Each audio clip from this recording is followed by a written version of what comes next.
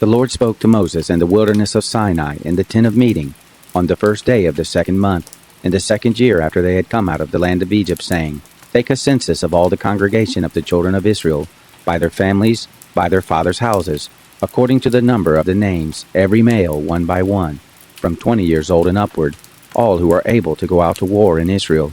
You and Aaron shall number them by their divisions. With you there shall be a man of every tribe, every one the head of his father's house. These are the names of the men who shall stand with you. Of Reuben, Elizur the son of Sheduer. Of Simeon, Shelumiel the son of Jerushadai. Of Judah, Nashon the son of Amminadab. Of Issachar, Nethanel the son of Zuar. Of Zebulun, Eliab the son of Helon. Of the children of Joseph. Of Ephraim, Elishama the son of Ammihud. Of Manasseh, Gamaliel the son of Pedazur. Of Benjamin, Abidan the son of Gideoni. Of Dan, Ahiezer the son of Ammishaddai. Of Asher, Pagiel the son of Akron. Of Gad, Eliasaph the son of Duel. Of Naphtali, Ahira the son of Enan.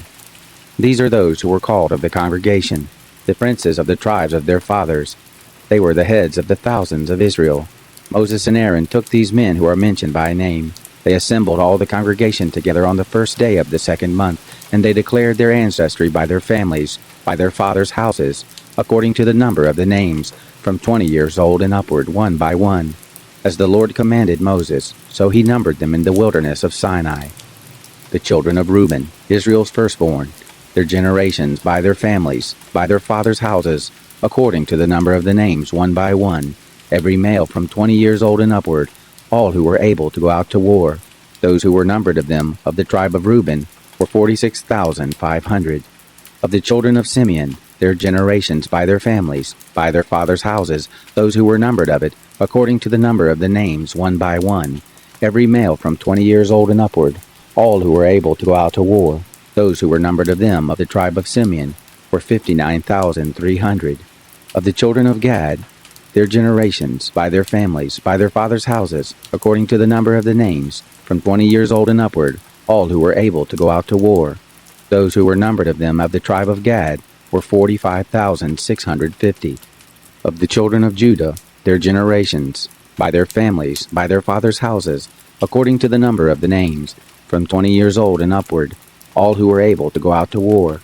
Those who were numbered of them, of the tribe of Judah, were 64,600. Of the children of Issachar, their generations by their families, by their fathers' houses, according to the number of the names, from 20 years old and upward, all who were able to go out to war.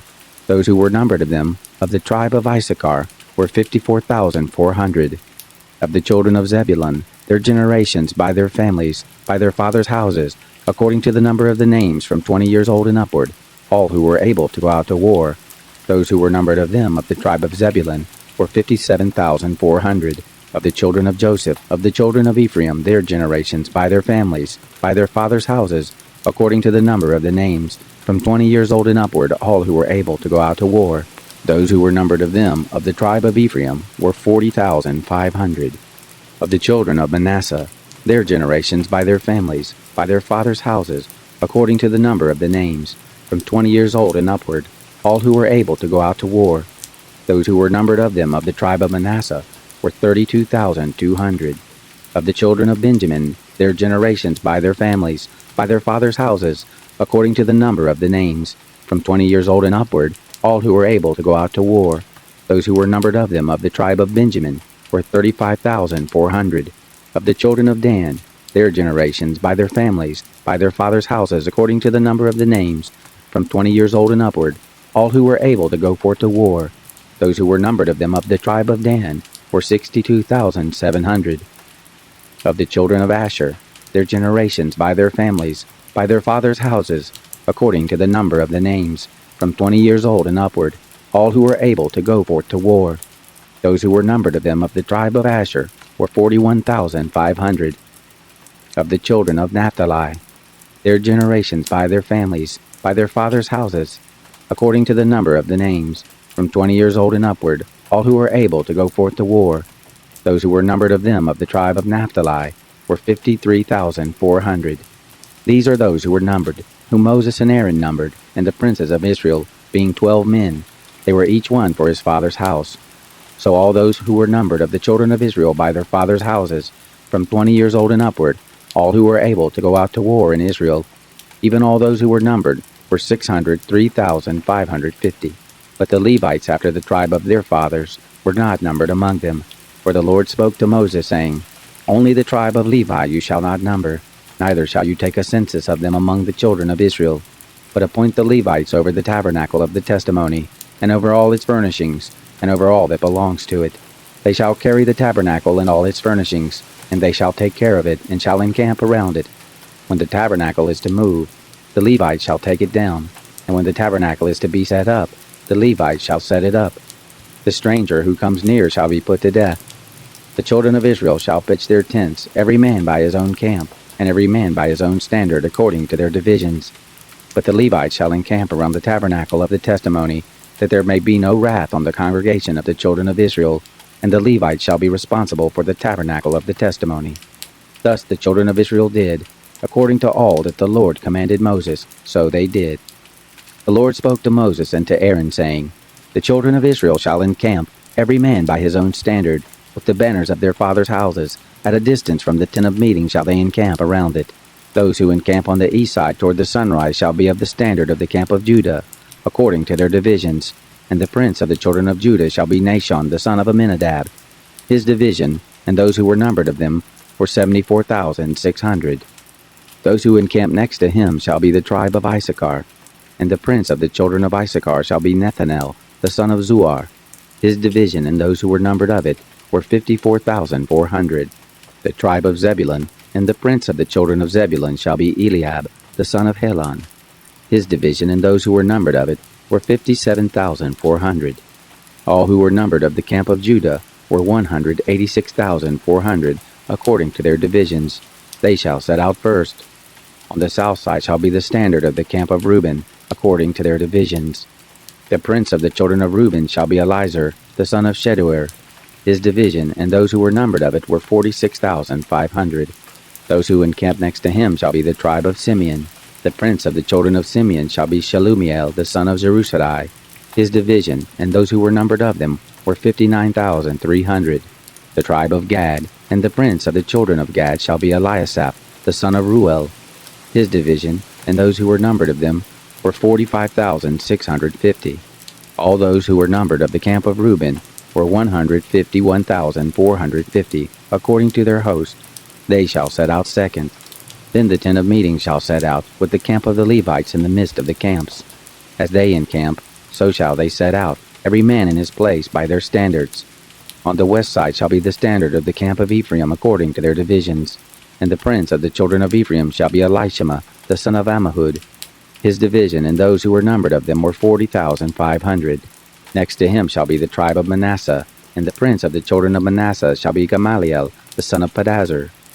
His division, and those who were numbered of them, were 32,200. The tribe of Benjamin, and the prince of the children of Benjamin shall be Abidan, the son of Gideoni. His host, and those who were numbered of them, were 35,400. All who were numbered of the camp of Ephraim were 108,100, according to their divisions. They shall set out third. On the north side shall be the standard of the camp of Dan, according to their divisions. And the prince of the children of Dan shall be Ahiezer, the son of Ammishaddai. His division, and those who were numbered of them, were 62,700. Those who encamp next to him shall be of the tribe of Asher, and the prince of the children of Asher shall be Pagiel, the son of Ochran. His division, and those who were numbered of them, were 41,500. The tribe of Naphtali, and the prince of the children of Naphtali, shall be Ahira, the son of Enan. His division, and those who were numbered of them, were 53,400. All who were numbered of the camp of Dan were 157,600. They shall set out last by their standards. These are those who were numbered of the children of Israel by their fathers' houses. All who were numbered of the camps according to their hosts were 603,550. But the Levites were not numbered among the children of Israel, as the Lord commanded Moses. Thus the children of Israel did, according to all the Lord commanded Moses. So they encamped by their standards, and so they set out, every one by their families, according to their fathers' houses. Now this is the history of the generations of Aaron and Moses, in the day that the Lord spoke with Moses in Mount Sinai. These are the names of the sons of Aaron: Nadab the firstborn, and Abihu, Eleazar and Ithamar. These are the names of the sons of Aaron, the priests who were anointed, whom he consecrated to minister in the priest office. Nadab and Abihu died before the Lord, when they offered strange fire before the Lord in the wilderness of Sinai, and they had no children. Eleazar and Ithamar ministered in the priest office in the presence of Aaron their father. The Lord spoke to Moses, saying, Bring the tribe of Levi near, and set them before Aaron the priest, that they may minister to him. They shall keep his charge, and the charge of the whole congregation before the tent of meeting, to do the service of the tabernacle. They shall keep all the furnishings of the tent of meeting, and the obligations of the children of Israel, to do the service of the tabernacle. You shall give the Levites to Aaron and to his sons. They are wholly given to him on behalf of the children of Israel. You shall appoint Aaron and his sons, and they shall keep their priesthood. The stranger who comes near shall be put to death. The Lord spoke to Moses, saying, Behold, I have taken the Levites from among the children of Israel, instead of all the firstborn who opened the womb among the children of Israel, and the Levites shall be mine, for all the firstborn are mine. On the day that I struck down all the firstborn in the land of Egypt, I made holy to me all the firstborn in Israel, both man and animal. They shall be mine. I am the Lord. The Lord spoke to Moses in the wilderness of Sinai, saying, Number the children of Levi by their fathers' houses, by their families, every male from a month old and upward shall you number. Moses numbered them according to the word of the Lord as he was commanded. These were the sons of Levi by their names, Gershon and Kohath and Merari. These are the names of the sons of Gershon by their families, Libni and Shimei. The sons of Kohath by their families, Amram and Ishar, Hebron and Uzziel. The sons of Merari by their families, Mahli and Mushai. These are the families of the Levites according to their fathers' houses. Of Gershon was the family of the Libnites, and the family of the Shimeites. These are the families of the Gershonites. Those who were numbered of them according to the number of all the males, from a month old and upward, even those who were numbered of them were 7,500. The families of the Gershonites shall encamp behind the tabernacle westward. The prince of the father's house of the Gershonites shall be Eliasaph the son of Lael. The charge of the sons of Gershon in the tent of meeting shall be the tabernacle, and the tent, its covering, and the screen for the door of the tent of meeting, and the hangings of the court, and the screen for the door of the court, which is by the tabernacle, and around the altar, and its cords for all of its service. Of Kohath was the family of the Amrites, and the family of the Isharites, and the family of the Hebronites, and the family of the Uzzielites. These are the families of the Kohathites. According to the number of all the males, from a month old and upward, there were 8,600, keeping the charge of the sanctuary. The families of the sons of Kohath shall encamp on the south side of the tabernacle. The prince of the fathers' houses of the families of the Kohathites shall be Elisaphan, the son of Uzziel. Their charge shall be the ark, the table, the lampstand, the altars, the vessels of the sanctuary with which they minister, and the screen in all its service. Eleazar the son of Aaron the priest shall be the prince of the princes of the Levites, with the oversight of those who keep the charge of the sanctuary. Of Merari was the family of the Mahlites, and the family of the Mushites. These are the families of Merari. Those who were numbered of them, according to the number of all the males, from a month old and upward, were 6,200. The prince of the fathers' houses of the families of Merari was Zuriel, the son of Abihail. They shall encamp on the north side of the tabernacle. The appointed charge of the sons of Merari shall be the tabernacle's boards, its bars, its pillars, its sockets, all its instruments, all its service, the pillars of the court around it, their sockets, their pins, and their cords. Those who encamp before the tabernacle eastward, in front of the tent of meeting toward the sunrise, shall be Moses and Aaron and his sons, keeping the charge of the sanctuary, for the charge of the children of Israel. The stranger who comes near shall be put to death. All who were numbered of the Levites, whom Moses and Aaron numbered at the commandment of the Lord by their families, all the males from a month old and upward, were 22,000. The Lord said to Moses, Number all the firstborn males of the children of Israel from a month old and upward, and take the number of their names. You shall take the Levites for me, I am the Lord, instead of all the firstborn among the children of Israel, and the cattle of the Levites instead of all the firstborn among the cattle of the children of Israel. Moses numbered as the Lord commanded him, all the firstborn among the children of Israel, all the firstborn males according to the number of names, from a month old and upward, of those who were numbered of them were 22,273. The Lord spoke to Moses, saying, Take the Levites instead of all the firstborn among the children of Israel, and the cattle of the Levites instead of their cattle, and the Levites shall be mine. I am the Lord. For the redemption of the 273 of the firstborn of the children of Israel, who exceed the number of the Levites, you shall take 5 shekels apiece for each one. After the shekel of the sanctuary, you shall take them. The shekel is 20 gerahs. And you shall give the money, with which the remainder of them is redeemed, to Aaron and to his sons. Moses took the redemption money from those who exceeded the number of those who were redeemed by the Levites. From the firstborn of the children of Israel he took the money, 1,365 shekels, after the shekel of the sanctuary. And Moses gave the redemption money to Aaron and to his sons, according to the word of the Lord, as the Lord commanded Moses. The Lord spoke to Moses and to Aaron, saying, Take a census of the sons of Kohath, from among the sons of Levi, by their families, by their fathers' houses, from 30 years old and upward, even until 50 years old, all who enter into the service, to do the work in the tent of meeting. This is the service of the sons of Kohath in the tent of meeting, the most holy things. When the camp moves forward, Aaron shall go in and his sons, and they shall take down the veil of the screen, and cover the ark of the testimony with it, and shall put a covering of sealskin on it, and shall spread over it a cloth of all blue, and shall put in its poles. On the table of the showbread they shall spread a blue cloth, and put on it the dishes, the spoons, the bowls, and the cups with which to pour out, and the continual bread shall be on it. They shall spread on them a scarlet cloth, and cover the same with a covering of sealskin, and shall put in its poles. They shall take a blue cloth, and cover the lampstand of the light, and its lamps, and its snuffers, and its snuff dishes, and all its oil vessels, with which they minister to it. They shall put it in all its vessels with a covering of sealskin, and shall put it on the frame. On the golden altar they shall spread a blue cloth, and cover it with a covering of sealskin, and shall put in its poles. They shall take all the vessels of ministry, with which they minister in the sanctuary, and put them in a blue cloth, and cover them with a covering of sealskin, and shall put them on the frame. They shall take away the ashes from the altar, and spread a purple cloth on it. They shall put on it all its vessels, with which they minister about it, the firepans, the flesh hooks, the shovels, and the basins, all the vessels of the altar, and they shall spread on it a covering of sealskin, and put in its poles. When Aaron and his sons have finished covering the sanctuary, and all the furniture of the sanctuary, as the camp moves forward, after that the sons of Kohath shall come to carry it, but they shall not touch the sanctuary, lest they die. These things are the burden of the sons of Kohath in the tent of meeting.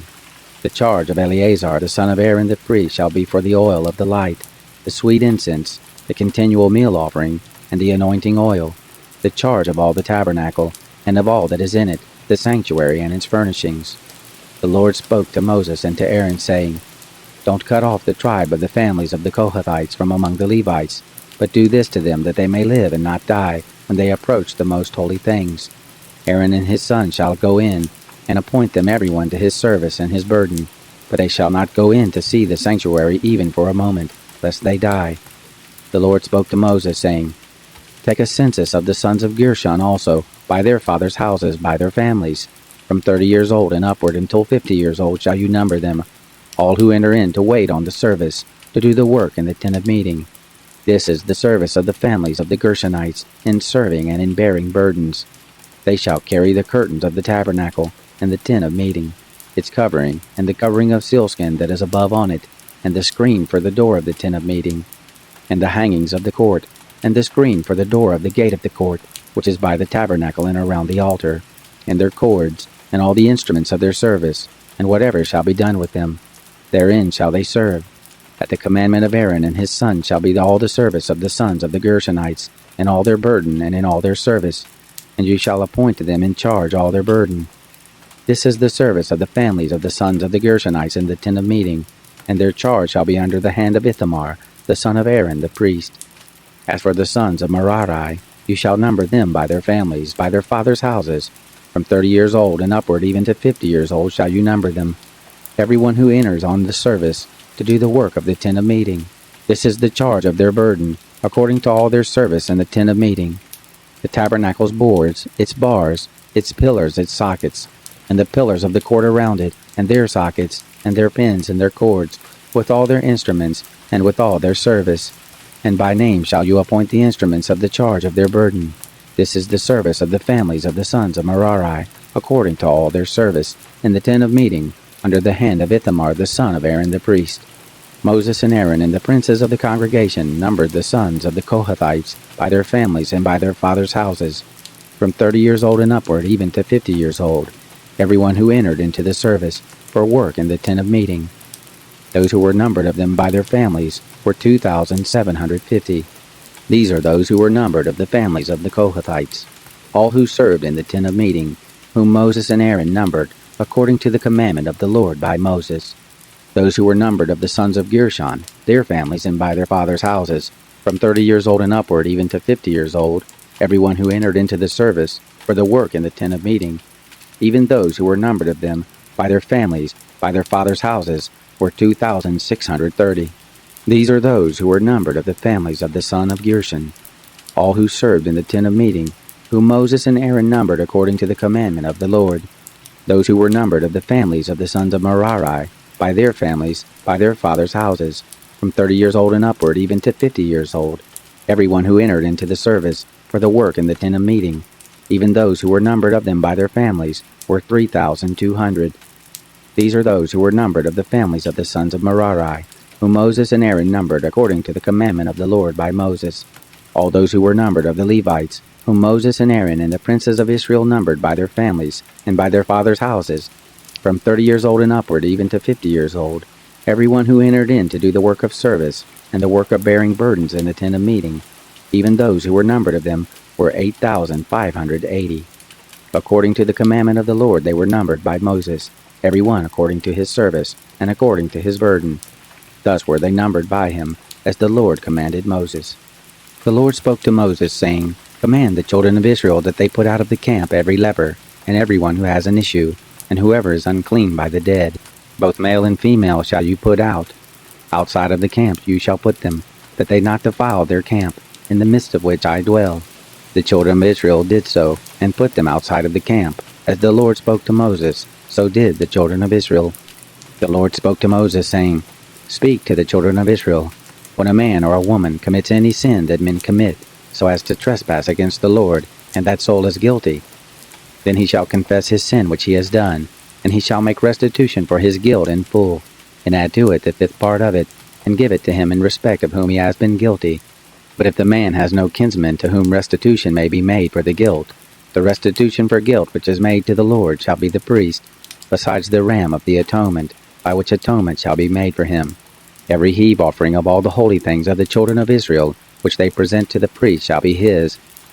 Every man's holy thing shall be his. Whatever any man gives the priest, it shall be his.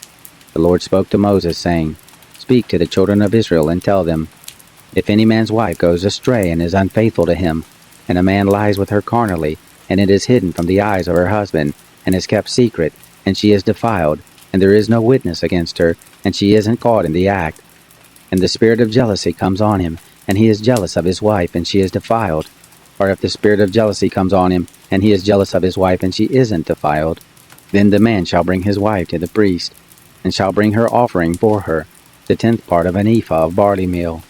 He shall pour no oil on it, nor put frankincense on it, for it is a meal offering of jealousy, a meal offering of memorial, bringing iniquity to memory.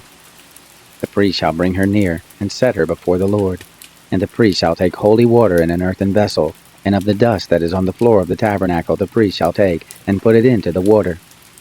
The priest shall set the woman before the Lord, and let the hair of the woman's head go loose, and put the meal offering of memorial in her hands, which is the meal offering of jealousy. The priest shall have in his hand the water of bitterness that brings a curse.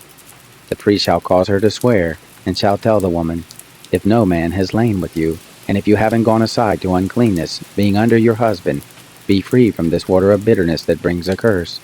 But if you have gone astray, being under your husband, and if you are defiled, and some man has lain with you besides your husband, then the priest shall cause the woman to swear with the oath of cursing, and the priest shall tell the woman, The Lord make you a curse and an oath among your people, when the Lord allows your thigh to fall away, and your body to swell. And this water that brings a curse will go into your bowels, and make your body swell and your thigh fall away. The woman shall say, Amen, Amen. The priest shall write these curses in a book, and he shall blot them out into the water of bitterness. He shall make the woman drink the water of bitterness that causes the curse, and the water that causes the curse shall enter into her and become bitter. The priest shall take the meal offering of jealousy out of the woman's hand, and shall wave the meal offering before the Lord and bring it to the altar. The priest shall take a handful of the meal offering as the memorial of it and burn it on the altar, and afterward shall make the woman drink the water. When he has made her drink the water, then it shall happen, if she is defiled, and has committed a trespass against her husband, that the water that causes the curse will enter into her, and become bitter, and her body will swell, and her thigh will fall away, and the woman will be a curse among her people. If the woman isn't defiled but is clean, then she shall be free, and shall conceive a child. This is the law of jealousy, when a wife, being under her husband, goes astray and is defiled, or when the spirit of jealousy comes on a man, and he is jealous of his wife. Then he shall set the woman before the Lord, and the priest shall execute on her all this law. The man shall be free from iniquity, and that woman shall bear her iniquity. The Lord spoke to Moses, saying, Speak to the children of Israel, and tell them, when either man or woman shall make a special vow, the vow of a Nazirite, to separate himself to the Lord, he shall separate himself from wine and strong drink. He shall drink no vinegar of wine, or vinegar of fermented drink, neither shall he drink any juice of grapes, nor eat fresh grapes or dried. All the days of his separation he shall eat nothing that is made of the grapevine, from the seeds even to the skins. All the days of his vow of separation there shall no razor come on his head, until the days are fulfilled, in which he separates himself to the Lord. He shall be holy. He shall let the locks of the hair of his head grow long. All the days that he separates himself to the Lord he shall not go near a dead body. He shall not make himself unclean for his father, or for his mother, for his brother, or for his sister when they die, because his separation to God is on his head. All the days of his separation he is holy to the Lord. If a man dies very suddenly beside him, and he defiles the head of his separation, then he shall shave his head in the day of his cleansing. On the 7th day he shall shave it. On the 8th day he shall bring 2 turtle doves or 2 young pigeons to the priest, to the door of the tent of meeting. The priest shall offer one for a sin offering, and the other for a burnt offering, and make atonement for him, because he sinned by reason of the dead, and shall make his head holy that same day. He shall separate to the Lord the days of his separation, and shall bring a male lamb a year old for a trespass offering, but the former days shall be void, because his separation was defiled. This is the law of the Nazirite, when the days of his separation are fulfilled. He shall be brought to the door of the tent of meeting, and he shall offer his offering to the Lord, 1 male lamb a year old without blemish for a burnt offering, and 1 ewe lamb a year old without blemish for a sin offering, and 1 ram without blemish for a peace offering, and a basket of unleavened bread, cakes of fine flour mixed with oil, and unleavened wafers anointed with oil, and their meal offering and their drink offerings. The priest shall present them before the Lord, and shall offer his sin offering and his burnt offering. He shall offer the ram for a sacrifice of peace offerings to the Lord, with the basket of unleavened bread. The priest shall also offer its meal offering and its drink offering. The Nazirite shall shave the head of his separation at the door of the tent of meeting, and shall take the hair of the head of his separation, and put it on the fire which is under the sacrifice of peace offerings. The priest shall take the boiled shoulder of the ram, and 1 unleavened cake out of the basket, and 1 unleavened wafer, and shall put them on the hands of the Nazirite, after he has shaved the head of his separation. And the priest shall wave them for a wave offering before the Lord. This is holy for the priest, together with the breast that is waved and the thigh that is offered. After that, the Nazirite may drink wine. This is the law of the Nazirite who vows, and of his offering to the Lord for his separation, besides that which he is able to get. According to his vow which he vows, so he must do after the law of his separation. The Lord spoke to Moses, saying, Speak to Aaron and to his sons, saying, This is how you shall bless the children of Israel. You shall tell them, The Lord bless you and keep you. The Lord make his face to shine on you and be gracious to you. The Lord lift up his face toward you and give you peace. So they shall put my name on the children of Israel, and I will bless them. It happened on the day that Moses had finished setting up the tabernacle and had anointed it, and sanctified it, with all its furniture, and the altar with all its vessels, and had anointed and sanctified them, that the princes of Israel, the heads of their father's house, offered. These were the princes of the tribes. These are they who were over those who were numbered, and they brought their offerings before the Lord. 6 covered wagons, and 12 oxen, a wagon for every 2 of the princes, and for each one an ox. and they presented them before the tabernacle. The Lord spoke to Moses, saying, Accept these from them, that they may be used in doing the service of the tent of meeting, and you shall give them to the Levites, to every man according to his service. Moses took the wagons and the oxen and gave them to the Levites. He gave 2 wagons and 4 oxen to the sons of Gershon, according to their service. And he gave 4 wagons and 8 oxen to the sons of Merari, according to their service, under the direction of Ithamar the son of Aaron the priest. But to the sons of Kohath he gave none, because the service of the sanctuary belonged to them. They carried it on their shoulders. The princes gave offerings for the dedication of the altar, in the day that it was anointed. Even the princes gave their offerings before the altar. The Lord said to Moses, They shall offer their offering, each prince on his day, for the dedication of the altar.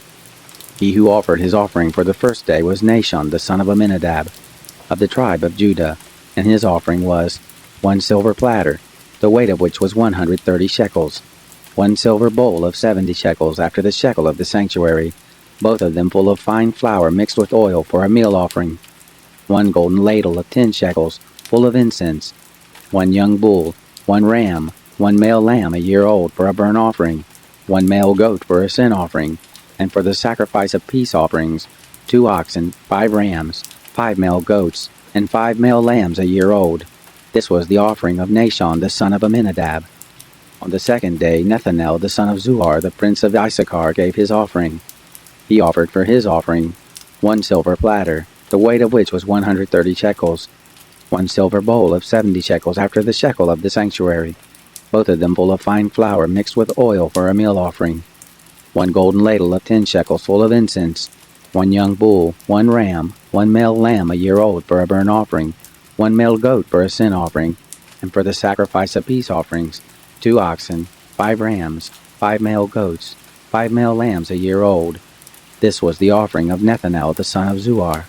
On the third day, Eliab the son of Helon, prince of the children of Zebulun, gave his offering, 1 silver platter, the weight of which was 130 shekels, 1 silver bowl of 70 shekels after the shekel of the sanctuary, both of them full of fine flour mixed with oil for a meal offering, 1 golden ladle of 10 shekels full of incense, 1 young bull, 1 ram, 1 male lamb a year old for a burnt offering, 1 male goat for a sin offering, and for the sacrifice of peace offerings, 2 oxen, 5 rams, 5 male goats, and 5 male lambs a year old. This was the offering of Eliab the son of Helon. On the fourth day, Elizur the son of Sheduer, prince of the children of Reuben, gave his offering, 1 silver platter, the weight of which was 130 shekels, 1 silver bowl of 70 shekels after the shekel of the sanctuary, both of them full of fine flour mixed with oil for a meal offering, 1 golden ladle of 10 shekels full of incense, 1 young bull, 1 ram, 1 male lamb a year old for a burnt offering, 1 male goat for a sin offering, and for the sacrifice of peace offerings, 2 oxen, 5 rams, 5 male goats, and 5 male lambs a year old. This was the offering of Elizur the son of Sheduer. On the fifth day, Shelumiel the son of Jerushadai, prince of the children of Simeon, gave his offering, 1 silver platter, the weight of which was 130 shekels, 1 silver bowl of 70 shekels after the shekel of the sanctuary, both of them full of fine flour mixed with oil for a meal offering, 1 golden ladle of 10 shekels full of incense, 1 young bull, 1 ram, 1 male lamb a year old for a burnt offering, 1 male goat for a sin offering, and for the sacrifice of peace offerings, 2 oxen, 5 rams, 5 male goats, and 5 male lambs a year old. This was the offering of Shelumiel the son of Zerushadai. On the sixth day, Eliasaph the son of Duel, prince of the children of Gad, gave his offering, 1 silver platter, the weight of which was 130 shekels, 1 silver bowl of 70 shekels after the shekel of the sanctuary, both of them full of fine flour mixed with oil for a meal offering, 1 golden ladle of 10 shekels full of incense, 1 young bull, 1 ram, 1 male lamb a year old for a burnt offering, 1 male goat for a sin offering, and for the sacrifice of peace offerings, 2 oxen, 5 rams, 5 male goats, and 5 male lambs a year old. This was the offering of Eliasaph the son of Duel. On the seventh day, Elishama the son of Ammihud, prince of the children of Ephraim, gave his offering, 1 silver platter, the weight of which was 130 shekels, 1 silver bowl of 70 shekels, after the shekel of the sanctuary, both of them full of fine flour mixed with oil for a meal offering, 1 golden ladle of 10 shekels, full of incense, 1 young bull, 1 ram, 1 male lamb a year old for a burnt offering, 1 male goat for a sin offering, and for the sacrifice of peace offerings, 2 oxen, 5 rams, 5 male goats, and 5 male lambs a year old. This was the offering of Elishama the son of Ammihud. On the 8th day, Gamaliel the son of Pedazur, prince of the children of Manasseh, gave his offering, 1 silver platter, the weight of which was 130 shekels, 1 silver bowl of 70 shekels, after the shekel of the sanctuary, both of them full of fine flour mixed with oil for a meal offering, 1 golden ladle of 10 shekels, full of incense, 1 young bull, 1 ram, 1 male lamb a year old for a burnt offering, 1 male goat for a sin offering, and for the sacrifice of peace offerings, 2 oxen, 5 rams, 5 male goats, and 5 male lambs a year old. This was the offering of Gamaliel the son of Pedazur. On the 9th day, Abidan the son of Gideoni, prince of the children of Benjamin, gave his offering, 1 silver platter, the weight of which was 130 shekels, 1 silver bowl of 70 shekels, after the shekel of the sanctuary, both of them full of fine flour mixed with oil for a meal offering, 1 golden ladle of 10 shekels full of incense, 1 young bull, 1 ram, 1 male lamb a year old for a burnt offering, 1 male goat for a sin offering, and for the sacrifice of peace offerings, 2 oxen, 5 rams, 5 male goats, and 5 male lambs a year old. This was the offering of Abidan, the son of Gideoni. On the 10th day, Ahiezer, the son of Ammishaddai, prince of the children of Dan, gave his offering, 1 silver platter, the weight of which was 130 shekels, 1 silver bowl of 70 shekels, after the shekel of the sanctuary, both of them full of fine flour mixed with oil for a meal offering, 1 golden ladle of 10 shekels, full of incense, 1 young bull, 1 ram, 1 male lamb a year old for a burnt offering, 1 male goat for a sin offering, and for the sacrifice of peace offerings, 2 oxen, 5 rams, 5 male goats, and 5 male lambs a year old. This was the offering of Ahiezer, the son of Ammishaddai. On the 11th day, Pagiel, the son of Ochran, prince of the children of Asher, gave his offering, 1 silver platter, the weight of which was 130 shekels, 1 silver bowl of 70 shekels, after the shekel of the sanctuary, both of them full of fine flour mixed with oil for a meal offering, 1 golden ladle of 10 shekels full of incense, 1 young bull, 1 ram, 1 male lamb a year old for a burnt offering, 1 male goat for a sin offering, and for the sacrifice of peace offerings, 2 oxen, 5 rams, 5 male goats, and 5 male lambs a year old. This was the offering of Pagiel, the son of Ochran. On the 12th day, Ahira, the son of Enan, the prince of the children of Naphtali, gave his offering, 1 silver platter, the weight of which was 130 shekels, 1 silver bowl of 70 shekels, after the shekel of the sanctuary, both of them full of fine flour mixed with oil for a meal offering, 1 golden spoon of 10 shekels full of incense, 1 young bull, 1 ram, 1 male lamb a year old for a burnt offering, 1 male goat for a sin offering, and for the sacrifice of peace offerings, 2 oxen, 5 rams, 5 male goats, and 5 male lambs a year old. This was the offering of Ahira the son of Enan. This was the dedication of the altar, on the day when it was anointed, by the princes of Israel, 12 silver platters, 12 silver bowls, 12 golden ladles, each silver platter weighing 130 shekels, and each bowl 70. All the silver of the vessels, 2,400 shekels, after the shekel of the sanctuary. The 12 golden ladles full of incense, weighing 10 shekels apiece, after the shekel of the sanctuary. All the gold of the ladles weighed 120 shekels. All the oxen for the burnt offering, 12 bulls, the rams 12, the male lambs a year old 12, and their meal offering, and the male goats for a sin offering 12. And all the oxen for the sacrifice of peace offerings, 24 bulls, the rams 60, the male goats 60, the male lambs a year old 60. This was the dedication of the altar after it was anointed. When Moses went into the tent of meeting to speak with the Lord, he heard his voice speaking to him from above the mercy seat that was on the ark of the testimony, from between the 2 cherubim, and he spoke to him. The Lord spoke to Moses, saying, Speak to Aaron and tell him, When you light the lamps, the 7 lamps shall give light in front of the lampstand. Aaron did so. He lit its lamps to light the area in front of the lampstand as the Lord commanded Moses. This was the workmanship of the lampstand, beaten work of gold. From its base to its flowers it was beaten work. according to the pattern which the Lord had showed Moses, so he made the lampstand. The Lord spoke to Moses, saying, Take the Levites from among the children of Israel and cleanse them. Thus shall you do to them to cleanse them. Sprinkle the water of cleansing on them. Let them shave their whole bodies with a razor, and let them wash their clothes and cleanse themselves. Then let them take a young bull and its meal offering, fine flour mixed with oil, and another young bull you shall take for a sin offering. You shall present the Levites before the tent of meeting. You shall assemble the whole congregation of the children of Israel. You shall present the Levites before the Lord. The children of Israel shall lay their hands on the Levites, and Aaron shall offer the Levites before the Lord for a wave offering, on behalf of the children of Israel, that it may be theirs to do the service of the Lord. The Levites shall lay their hands on the heads of the bulls, and you shall offer the one for a sin offering, and the other for a burnt offering to the Lord, to make atonement for the Levites. You shall set the Levites before Aaron and before his sons, and offer them as a wave offering to the Lord. Thus you shall separate the Levites from among the children of Israel, and the Levites shall be mine. After that, the Levites shall go in to do the service of the tent of meeting, and you shall cleanse them, and offer them as a wave offering. For they are wholly given to me from among the children of Israel, instead of all who opened the womb, even the firstborn of all the children of Israel. I have taken them to me. For all the firstborn among the children of Israel are mine, both man and animal. On the day that I struck all the firstborn in the land of Egypt, I sanctify them for myself.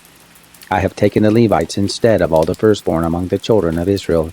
I have given the Levites as a gift to Aaron, and to his sons from among the children of Israel, to do the service of the children of Israel in the tent of meeting, and to make atonement for the children of Israel, that there be no plague among the children of Israel, when the children of Israel come near to the sanctuary. Thus did Moses, and Aaron, and all the congregation of the children of Israel do to the Levites, according to all that the Lord commanded Moses concerning the Levites, so the children of Israel did to them. The Levites purified themselves from sin, and they washed their clothes, and Aaron offered them for a wave offering before the Lord, and Aaron made atonement for them to cleanse them. After that, the Levites went in to do their service in the tent of meeting before Aaron and before his sons, as the Lord had commanded Moses concerning the Levites, so they did to them.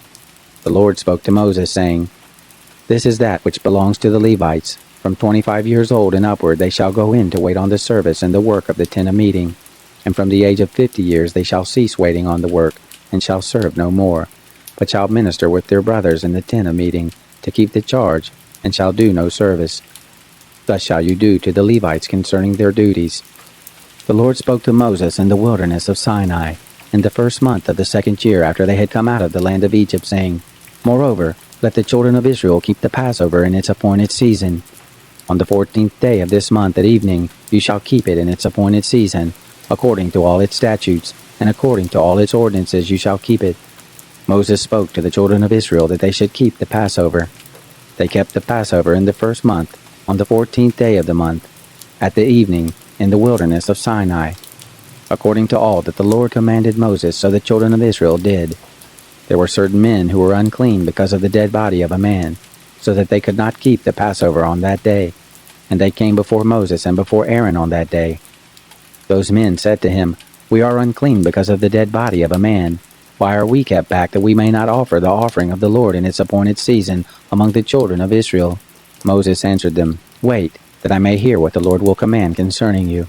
The Lord spoke to Moses, saying, Say to the children of Israel, If any man of you or of your generations is unclean by reason of a dead body, or is on a journey far away, he shall still keep the Passover to the Lord. In the second month, on the 14th day at evening, they shall keep it. They shall eat it with unleavened bread and bitter herbs. They shall leave none of it until the morning, nor break a bone of it. According to all the statute of the Passover they shall keep it. But the man who is clean, and is not on a journey, and fails to keep the Passover, that soul shall be cut off from its people, because he didn't offer the offering of the Lord in its appointed season. That man shall bear his sin. If a foreigner lives among you, and desires to keep the Passover to the Lord, according to the statute of the Passover and according to its ordinance, so shall he do. You shall have one statute, both for the foreigner and for him who is born in the land. On the day that the tabernacle was raised up, the cloud covered the tabernacle, even the tent of the testimony, and at evening it was over the tabernacle as it were the appearance of fire until morning. So it was continually. The cloud covered it, and the appearance of fire by night. whenever the cloud was taken up from over the tent. Then after that the children of Israel traveled, and in the place where the cloud remained, there the children of Israel encamped. At the commandment of the Lord the children of Israel traveled, and at the commandment of the Lord they encamped.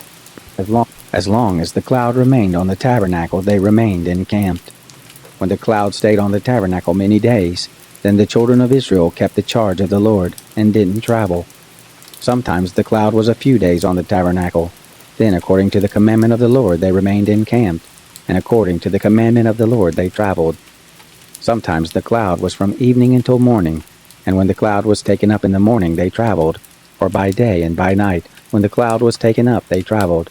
Whether it was 2 days, or a month, or a year that the cloud stayed on the tabernacle, remaining on it, the children of Israel remained encamped and didn't travel. But when it was taken up, they traveled. At the commandment of the Lord they encamped, and at the commandment of the Lord they traveled. They kept the charge of the Lord, at the commandment of the Lord by Moses. The Lord spoke to Moses, saying, Make 2 trumpets of silver, of beaten work shall you make them, and you shall use them for the calling of the congregation, and for the journeying of the camps. When they shall blow them, all the congregation shall gather themselves to you at the door of the tent of meeting. If they blow but one, then the princes, the heads of the thousands of Israel, shall gather themselves to you. When you blow an alarm, the camps that lie on the east side shall take their journey. When you blow an alarm the second time, the camps that lie on the south side shall take their journey. They shall blow an alarm for their journeys. But when the assembly is to be gathered together, you shall blow, but you shall not sound an alarm.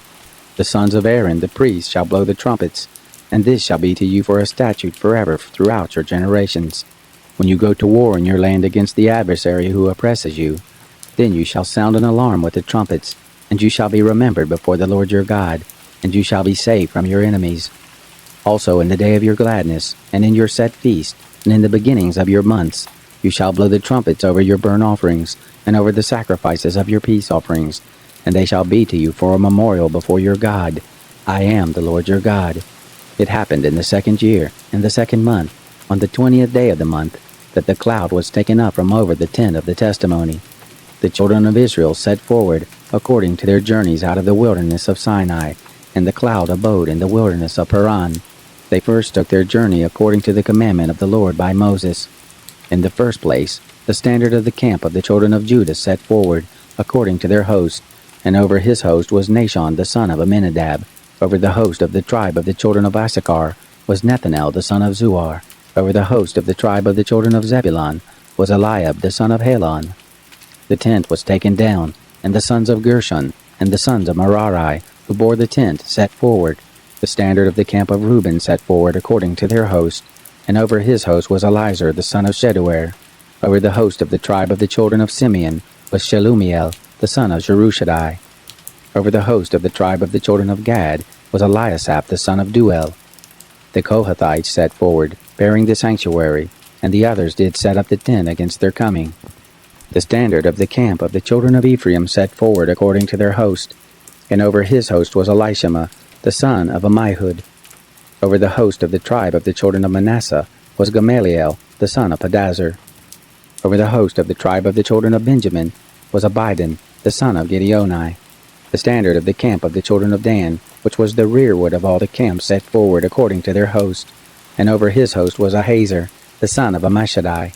Over the host of the tribe of the children of Asher was Pagiel the son of Ochran. Over the host of the tribe of the children of Naphtali was Ahira the son of Enan. Thus were the travels of the children of Israel according to their host, and they set forward. Moses said to Hobab the son of Ruel the Midianite, Moses' father-in-law, We are journeying to the place of which the Lord said, I will give it to you. Come with us, and we will do you good, for the Lord has spoken good concerning Israel. He said to him, I will not go, but I will depart to my own land and to my relatives. He said, Don't leave us, please, because you know how we are to encamp in the wilderness, and you shall be to us instead of eyes. It shall be, if you go with us, yes, it shall be, that whatever good the Lord shall do to us, the same we will do to you. They set forward from the mount of the Lord 3 days' journey, and the ark of the covenant of the Lord went before them 3 days' journey, to seek out a resting place for them. The cloud of the Lord was over them by day when they set forward from the camp. It happened, when the ark set forward, that Moses said, Rise up, O Lord, and let your enemies be scattered. and let those who hate you flee before you." When it rested, he said, "Return, O Lord, to the 10,000s of the thousands of Israel." The people were as murmurers, speaking evil in the ears of the Lord. And when the Lord heard it, his anger was kindled, and the fire of the Lord burned among them, and devoured in the uttermost part of the camp. The people cried to Moses, and Moses prayed to the Lord, and the fire abated. The name of that place was called Taberah, because the fire of the Lord burned among them. The mixed multitude that was among them lusted exceedingly, and the children of Israel also wept again, and said, "Who shall give us flesh to eat? We remember the fish which we ate in Egypt for nothing, the cucumbers and the melons, and the leeks and the onions and the garlic. But now our soul is dried away. There is nothing at all save this manna to look on." The manna was like coriander seed, and the appearance of it as the appearance of bdellium. The people went about and gathered it, and ground it in mills, or beat it in mortars, and boiled it in pots, and made cakes of it, and the taste of it was as the taste of fresh oil. When the dew fell on the camp in the night, the manna fell on it.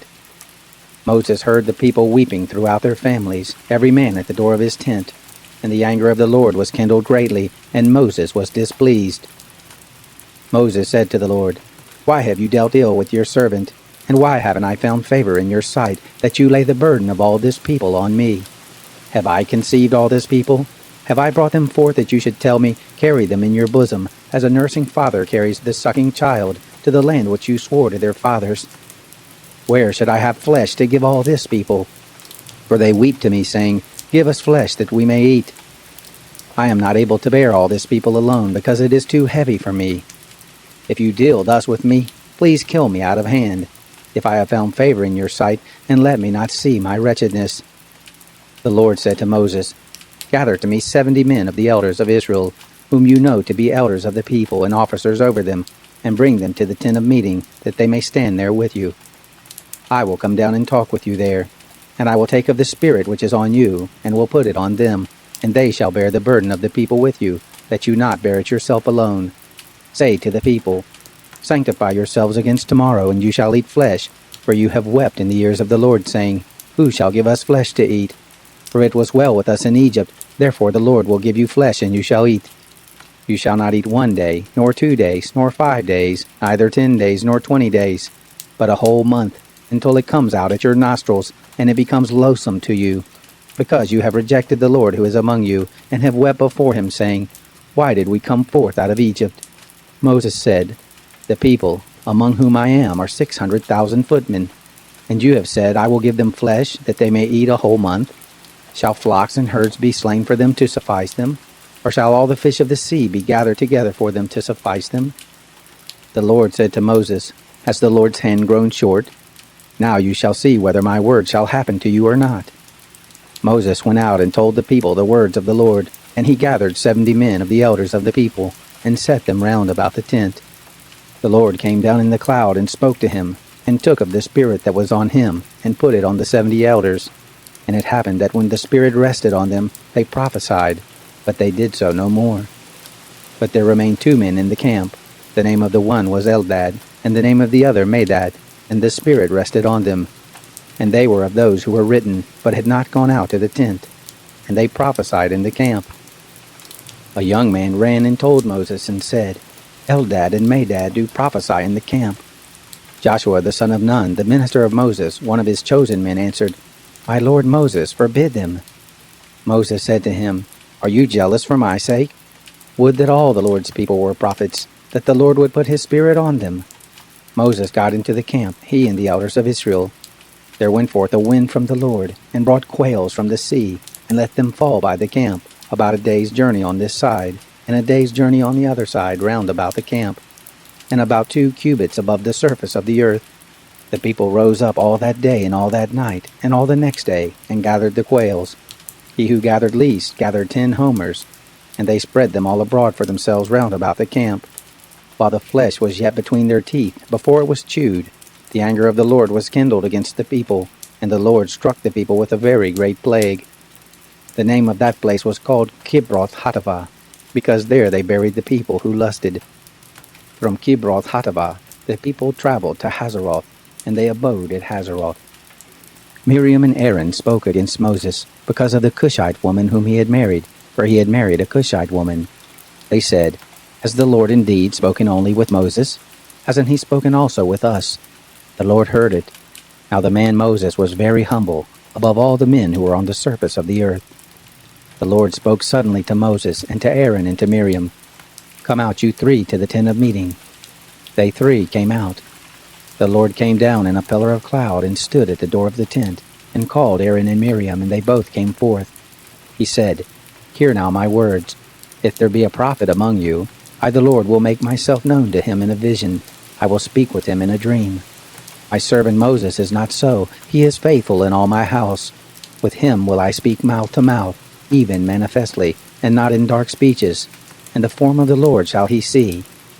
Why then were you not afraid to speak against my servant, against Moses?"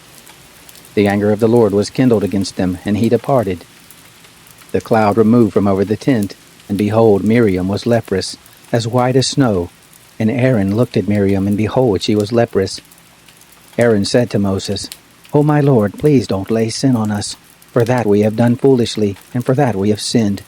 Let her not, I pray, be as one of the dead, of whom the flesh is half consumed when he comes out of his mother's womb." Moses cried to the Lord, saying, "Heal her, Lord, I beseech you." The Lord said to Moses, "If her father had but spit in her face, shouldn't she be ashamed 7 days? Let her be shut up outside of the camp 7 days, and after that she shall be brought in again." Miriam was shut up outside of the camp 7 days, and the people didn't travel until Miriam was brought in again. Afterward the people traveled from Hazeroth and encamped in the wilderness of Paran. The Lord spoke to Moses, saying, "Send men that they may spy out the land of Canaan, which I give to the children of Israel. Of every tribe of their fathers shall you send a man, every one a prince among them." Moses sent them from the wilderness of Paran, according to the commandment of the Lord, all of them men who were heads of the children of Israel.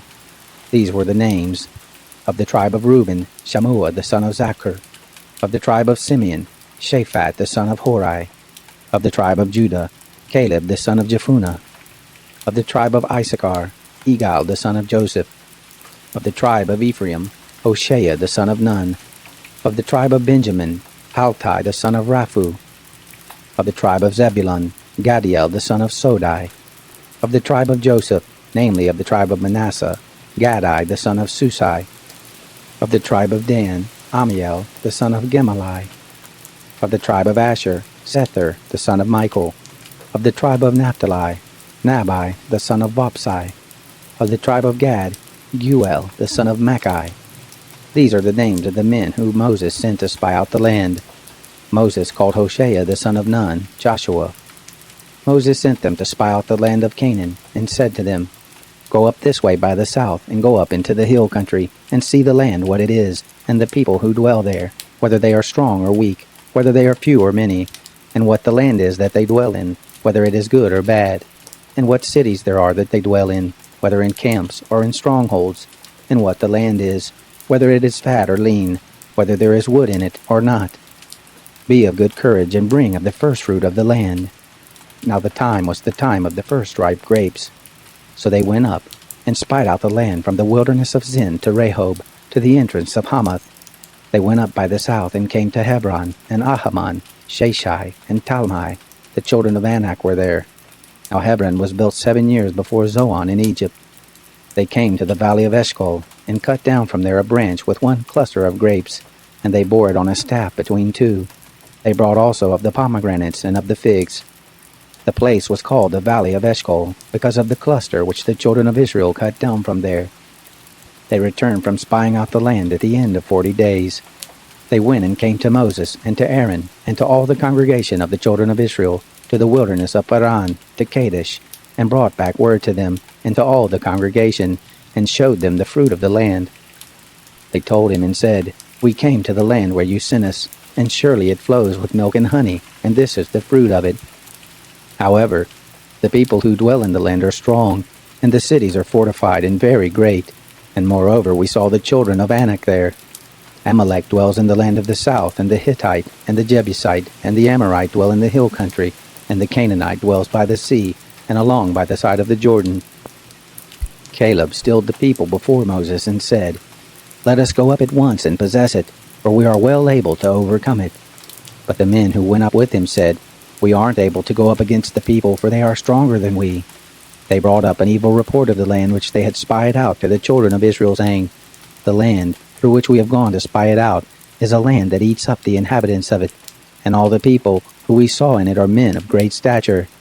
There we saw the Nephilim, the sons of Anak, who come of the Nephilim, and we were in our own sight as grasshoppers, and so we were in their sight." All the congregation lifted up their voice and cried, and the people wept that night. All the children of Israel murmured against Moses and against Aaron, and the whole congregation said to them, "Would that we had died in the land of Egypt, or would that we had died in this wilderness. Why does the Lord bring us to this land to fall by the sword? Our wives and our little ones will be a prey. Wouldn't it be better for us to return to Egypt?" They said one to another, "Let's make a captain, and let us return to Egypt." Then Moses and Aaron fell on their faces before all the assembly of the congregation of the children of Israel. Joshua the son of Nun, and Caleb the son of Jephunneh, who were of those who spied out the land, tore their clothes. And they spoke to all the congregation of the children of Israel, saying, "The land which we passed through to spy it out is an exceedingly good land. If the Lord delights in us, then he will bring us into this land and give it to us, a land which flows with milk and honey. Only don't rebel against the Lord, neither fear the people of the land, for they are bread for us. Their defense is removed from over them, and the Lord is with us. Don't fear them." But all the congregation bade stone them with stones. The glory of the Lord appeared in the tent of meeting to all the children of Israel. The Lord said to Moses, "How long will this people despise me? And how long will they not believe in me for all the signs which I have worked among them? I will strike them with the pestilence and disinherit them, and will make of you a nation greater and mightier than they." Moses said to the Lord, "Then the Egyptians will hear it, for you brought up this people in your might from among them, and they will tell it to the inhabitants of this land. They have heard that you, O Lord, are in the midst of this people. For you, Lord, are seen face to face, and your cloud stands over them, and you go before them in a pillar of cloud by day, and in a pillar of fire by night. Now if you shall kill this people as one man, then the nations which have heard of the fame of you will speak, saying, 'Because the Lord was not able to bring this people into the land which he swore to them, therefore he has slain them in the wilderness.' Now please let the power of the Lord be great, according as you have spoken, saying, 'The Lord is slow to anger, and abundant in loving kindness, forgiving iniquity and disobedience, and that will by no means clear the guilty, visiting the iniquity of the fathers on the children, and on the third and on the fourth generation. Pardon, please, the iniquity of this people, according to the greatness of your loving kindness, and according as you have forgiven this people from Egypt even until now.' The Lord said, 'I have pardoned according to your word.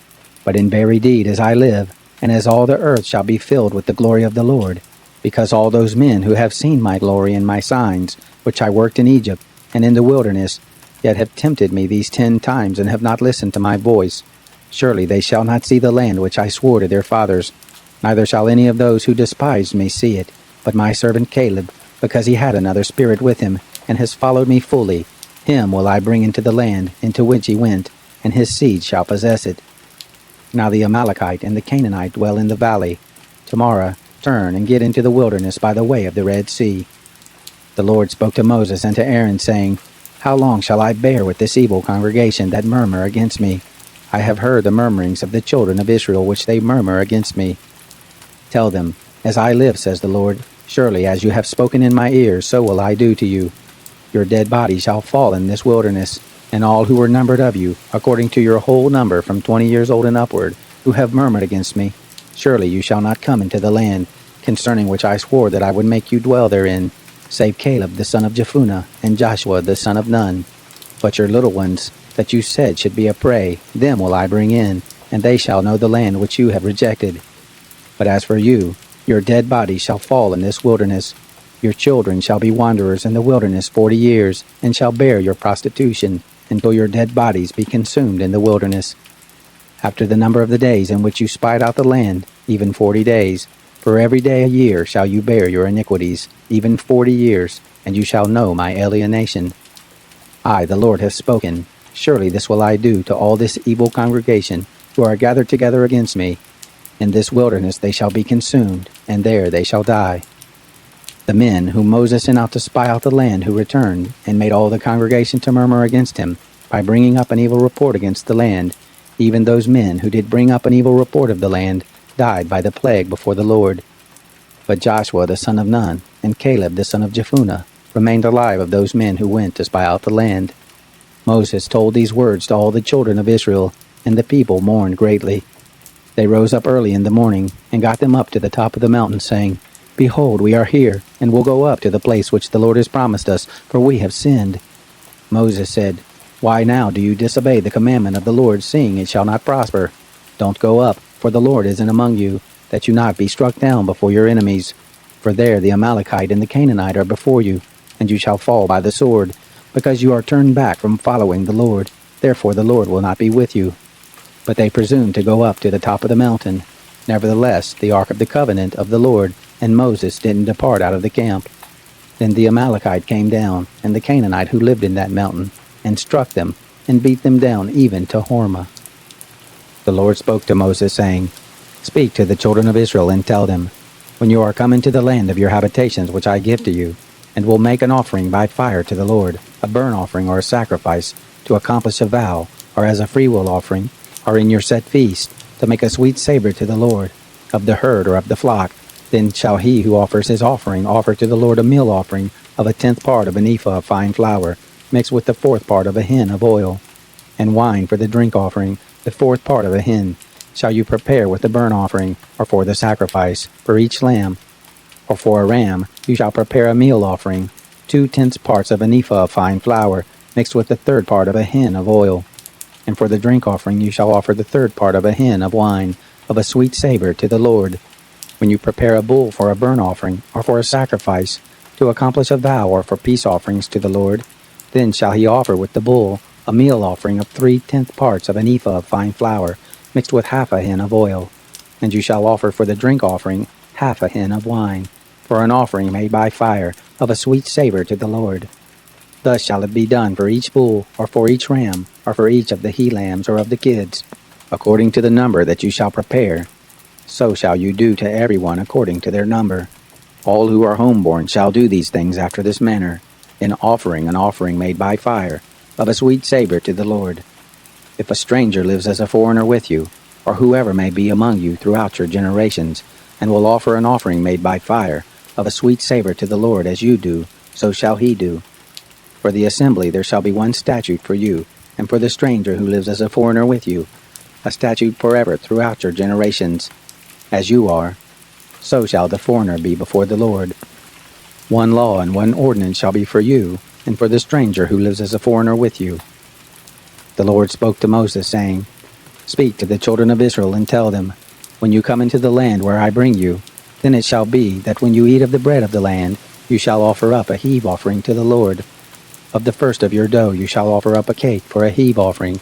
As the heave offering of the threshing floor, so shall you heave it. Of the first of your dough you shall give to the Lord a heave offering throughout your generations.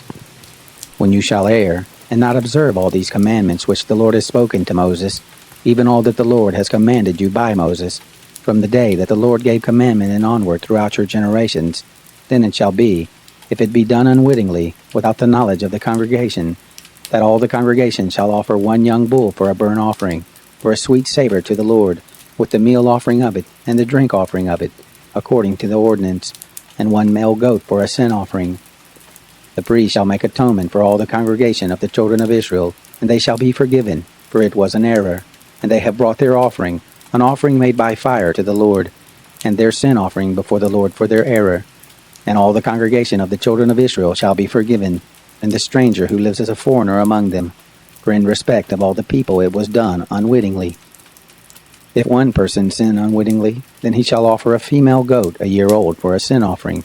The priest shall make atonement for the soul who errs, when he sins unwittingly before the Lord, to make atonement for him, and he shall be forgiven.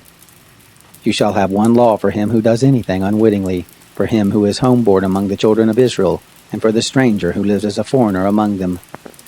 But the soul who does anything with a high hand, whether he is homeborn or a foreigner, the same blasphemes the Lord, and that soul shall be cut off from among his people, because he has despised the word of the Lord, and has broken his commandment. That soul shall be utterly cut off, his iniquity shall be on him. While the children of Israel were in the wilderness, they found a man gathering sticks on the Sabbath day. Those who found him gathering sticks brought him to Moses and Aaron and to all the congregation. They put him in custody, because it had not been declared what should be done to him. The Lord said to Moses, "The man shall surely be put to death. All the congregation shall stone him with stones outside of the camp." All the congregation brought him outside of the camp and stoned him to death with stones, as the Lord commanded Moses. The Lord spoke to Moses, saying, "Speak to the children of Israel, and tell them to make fringes in the borders of their garments throughout their generations, and that they put on the fringe of each border a cord of blue. And it shall be to you for a fringe, that you may look on it, and remember all the commandments of the Lord, and do them, and that you do not follow after your own heart and your own eyes, after which you used to play the prostitute, that you may remember and do all my commandments, and be holy to your God. I am the Lord your God, who brought you out of the land of Egypt, to be your God. I am the Lord your God." Now Korah, the son of Izhar, the son of Kohath, the son of Levi, with Dathan and Abiram, the sons of Eliab, and On, the son of Peleth, sons of Reuben, took men, and they rose up before Moses, with certain of the children of Israel, 250 princes of the congregation, called to the assembly, men of renown. And they assembled themselves together against Moses and against Aaron, and said to them, "You take too much on you, seeing all the congregation are holy, every one of them, and the Lord is among them. Why then lift yourselves up above the assembly of the Lord?" When Moses heard it, he fell on his face, and he spoke to Korah and to all his company, saying, "In the morning the Lord will show who are his, and who is holy, and will cause him to come near to him. Even him whom he shall choose he will cause to come near to him. This do, take censers, Korah, and all your company, and put fire in them, and put incense on them, before the Lord tomorrow. And it shall be that the man whom the Lord does choose, he shall be holy. You take too much on you, you sons of Levi." Moses said to Korah, "Hear now, you sons of Levi. It seems but a small thing to you that the God of Israel has separated you from the congregation of Israel, to bring you near to himself, to do the service of the tent of the Lord, and to stand before the congregation to minister to them, and that he has brought you near, and all your brothers, the sons of Levi, with you. And you seek the priesthood also?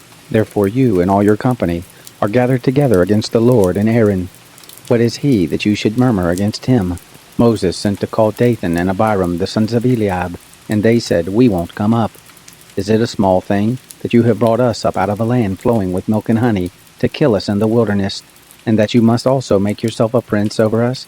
Moreover, you haven't brought us into a land flowing with milk and honey, nor given us inheritance of fields and vineyards. Will you put out the eyes of these men? We won't come up." Moses was very angry and said to the Lord, "Don't respect their offering. I have not taken one donkey from them, neither have I hurt one of them." Moses said to Korah, "You and all your company go before the Lord, you and they and Aaron tomorrow, and take every man his censer and put incense on them, and bring them before the Lord, every man his censer, 250 censers, you also and Aaron each his censer." They took every man his censer and put fire in them, and laid incense on them, and stood at the door of the tent of meeting with Moses and Aaron. Korah assembled all the congregation against them to the door of the tent of meeting, and the glory of the Lord appeared to all the congregation. The Lord spoke to Moses and to Aaron, saying, "Separate yourselves from among this congregation, that I may consume them in a moment." They fell on their faces and said, "O God, the God of the spirits of all flesh, shall one man sin, and will you be angry with all the congregation?" The Lord spoke to Moses, saying, "Speak to the congregation and say, Get away from around the tent of Korah, Dathan, and Abiram." Moses rose up and went to Dathan and Abiram, and the elders of Israel followed him. He spoke to the congregation, saying, "Depart, I pray you, from the tents of these wicked men, and touch nothing of theirs, lest you be consumed in all their sins." So they got them up from the tent of Korah, Dathan, and Abiram on every side. And Dathan and Abiram came out, and stood at the door of their tents, and their wives, and their sons, and their little ones.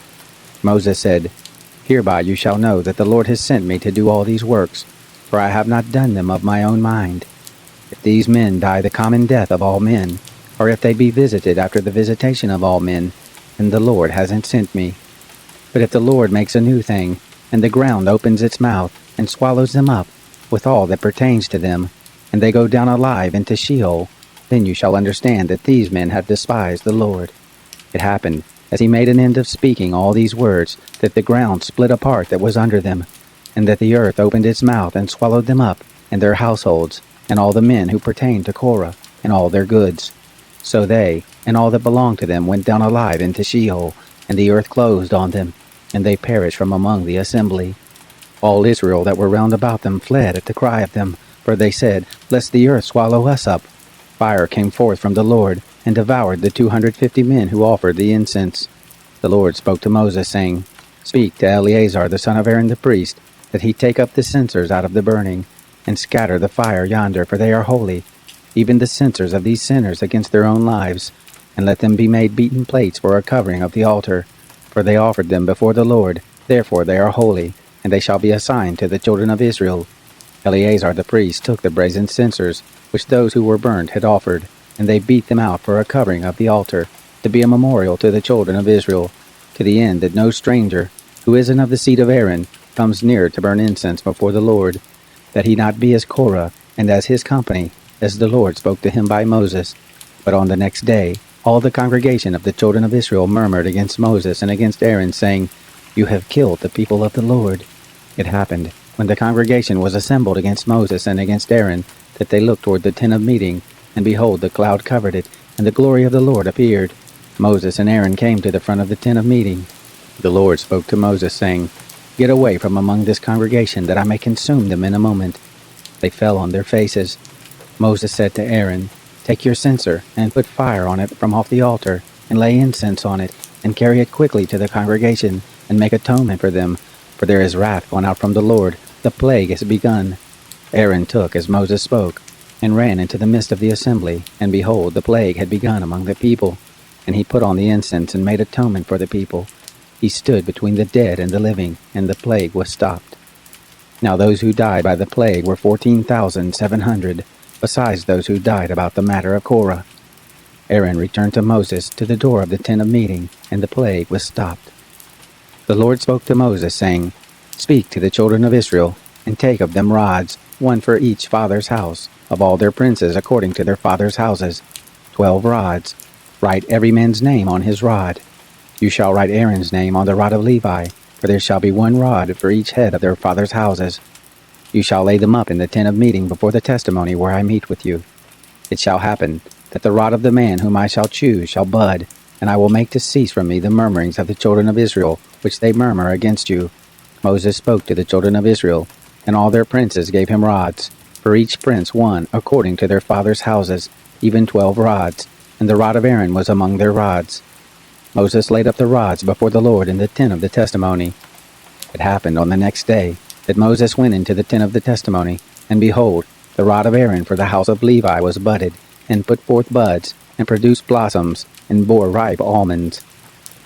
Moses brought out all the rods from before the Lord to all the children of Israel, and they looked, and took every man his rod. The Lord said to Moses, Put back the rod of Aaron before the testimony, to be kept for a token against the children of rebellion, that you may make an end of their murmurings against me, that they not die. Thus Moses did as the Lord commanded him. The children of Israel spoke to Moses, saying, Behold, we perish, we are undone, we are all undone. Everyone who comes near to the tent of the Lord dies. Shall we perish all of us? The Lord said to Aaron, You and your sons and your father's house with you shall bear the iniquity of the sanctuary, and you and your sons with you shall bear the iniquity of your priesthood. Your brothers also, the tribe of Levi, the tribe of your father, bring near with you, that they may be joined to you and minister to you. But you and your sons shall be before the tent of the testimony. They shall keep your charge, and the charge of all the tent. Only they shall not come near to the vessels of the sanctuary and to the altar, that they not die, neither they nor you. They shall be joined to you, and keep the charge of the tent of meeting, for all the service of the tent, and a stranger shall not come near to you. You shall keep the charge of the sanctuary, and the charge of the altar, that there be wrath no more on the children of Israel. Behold, I have taken your brothers the Levites from among the children of Israel. To you they are a gift, given to the Lord to do the service of the tent of meeting. You and your sons with you shall keep your priesthood for everything of the altar, and for that within the veil, and you shall serve. I give you the priesthood as a service of gift, and the stranger who comes near shall be put to death. The Lord spoke to Aaron, Behold, I have given you the charge of my heave offerings, even all the holy things of the children of Israel. To you have I given them by reason of the anointing, and to your sons as a portion forever. This shall be yours of the most holy things, reserved from the fire. Every offering of theirs, even every meal offering of theirs, and every sin offering of theirs, and every trespass offering of theirs, which they shall render to me, shall be most holy for you and for your sons. As the most holy things shall you eat of it, every male shall eat of it, it shall be holy to you. This is yours, the heave offering of their gift, even all the wave offerings of the children of Israel. I have given them to you and to your sons and to your daughters with you, as a portion forever. Everyone who is clean in your house shall eat of it. All the best of the oil, and all the best of the vintage and of the grain, the firstfruits of them which they give to the Lord, to you have I given them. The first ripe fruits of all that is in their land, which they bring to the Lord, shall be yours. Every one who is clean in your house shall eat of it. Everything devoted in Israel shall be yours. Everything that opens the womb of all flesh which they offer to the Lord, both of man and animal, shall be yours. Nevertheless, the firstborn of men shall you surely redeem, and the firstborn of unclean animals shall you redeem. Those who are to be redeemed of them from a month old shall you redeem, according to your estimation, for the money of 5 shekels, after the shekel of the sanctuary. The same is 20 gerahs. But the firstborn of a cow, or the firstborn of a sheep, or the firstborn of a goat you shall not redeem. They are holy. You shall sprinkle their blood on the altar, and shall burn their fat for an offering made by fire, for a sweet savor to the Lord. The flesh of them shall be yours, as the way breast, and as the right thigh it shall be yours. All the heave offerings of the holy things which the children of Israel offer to the Lord have I given you, and your sons and your daughters with you, as a portion forever. It is a covenant of salt forever before the Lord to you, and to your seed with you. The Lord said to Aaron, You shall have no inheritance in their land, neither shall you have any portion among them. I am your portion, and your inheritance among the children of Israel. To the children of Levi, behold, I have given all the tithe in Israel for an inheritance, in return for their service which they serve, even the service of the tent of meeting. Henceforth the children of Israel shall not come near the tent of meeting, lest they bear sin and die. But the Levites shall do the service of the tent of meeting, and they shall bear their iniquity. It shall be a statute forever throughout your generations, and among the children of Israel they shall have no inheritance. For the tithe of the children of Israel, which they offer as a heave offering to the Lord, I have given to the Levites for an inheritance. Therefore I have said to them, Among the children of Israel they shall have no inheritance. The Lord spoke to Moses, saying, Moreover you shall speak to the Levites, and tell them, When you take of the children of Israel the tithe which I have given you from them for your inheritance, then you shall offer up a heave offering of it for the Lord, a tithe of the tithe. Your heave offering shall be reckoned to you, as though it were the grain of the threshing floor, and as the fullness of the winepress. Thus you also shall offer a heave offering to the Lord of all your tithes, which you receive of the children of Israel, and of it you shall give the Lord's heave offering to Aaron the priest. Out of all your gifts you shall offer every heave offering of the Lord, of all the best of it, even the holy part of it out of it. Therefore you shall tell them, When you heave the best of it from it, then it shall be reckoned to the Levites as the increase of the threshing floor, and as the increase of the winepress. You shall eat it in every place, you and your households, for it is your reward in return for your service in the tent of meeting. You shall bear no sin by reason of it, when you have heaved from it the best of it, and you shall not profane the holy things of the children of Israel, that you not die. The Lord spoke to Moses and to Aaron, saying, This is the statute of the law which the Lord has commanded, saying, Speak to the children of Israel, that they bring you a red heifer without spot, in which is no blemish, and on which never came a yoke. You shall give her to Eleazar the priest, and he shall bring her forth outside of the camp, and one shall kill her before his face. And Eleazar the priest shall take of her blood with his finger, and sprinkle her blood toward the front of the tent of meeting 7 times. One shall burn the heifer in his sight, her skin and her flesh and her blood with her dung shall he burn. And the priest shall take cedar wood, and hyssop, and scarlet, and cast it into the midst of the burning of the heifer. Then the priest shall wash his clothes, and he shall bathe his flesh in water, and afterward he shall come into the camp, and the priest shall be unclean until the evening. He who burns her shall wash his clothes in water, and bathe his flesh in water, and shall be unclean until the evening. A man who is clean shall gather up the ashes of the heifer, and lay them up outside of the camp in a clean place, and it shall be kept for the congregation of the children of Israel, for a water for impurity. It is a sin offering. He who gathers the ashes of the heifer shall wash his clothes, and be unclean until the evening. And it shall be to the children of Israel, and to the stranger who lives as a foreigner among them, for a statute forever. He who touches the dead body of any man shall be unclean 7 days. The same shall purify himself therewith on the 3rd day, and on the 7th day he shall be clean. But if he doesn't purify himself the 3rd day, then the 7th day he shall not be clean. Whoever touches a dead person, the body of a man who has died, and doesn't purify himself, defiles the tent of the Lord, and that soul shall be cut off from Israel, because the water for impurity was not sprinkled on him. He shall be unclean, his uncleanness is yet on him. This is the law when a man dies in a tent. Everyone who comes into the tent, and everyone who is in the tent shall be unclean 7 days. Every open vessel, which has no covering bound on it, is unclean. Whoever in the open field touches one who is slain with a sword, or a dead body, or a bone of a man, or a grave, shall be unclean 7 days. For the unclean they shall take of the ashes of the burning of the sin offering, and running water shall be put thereto in a vessel.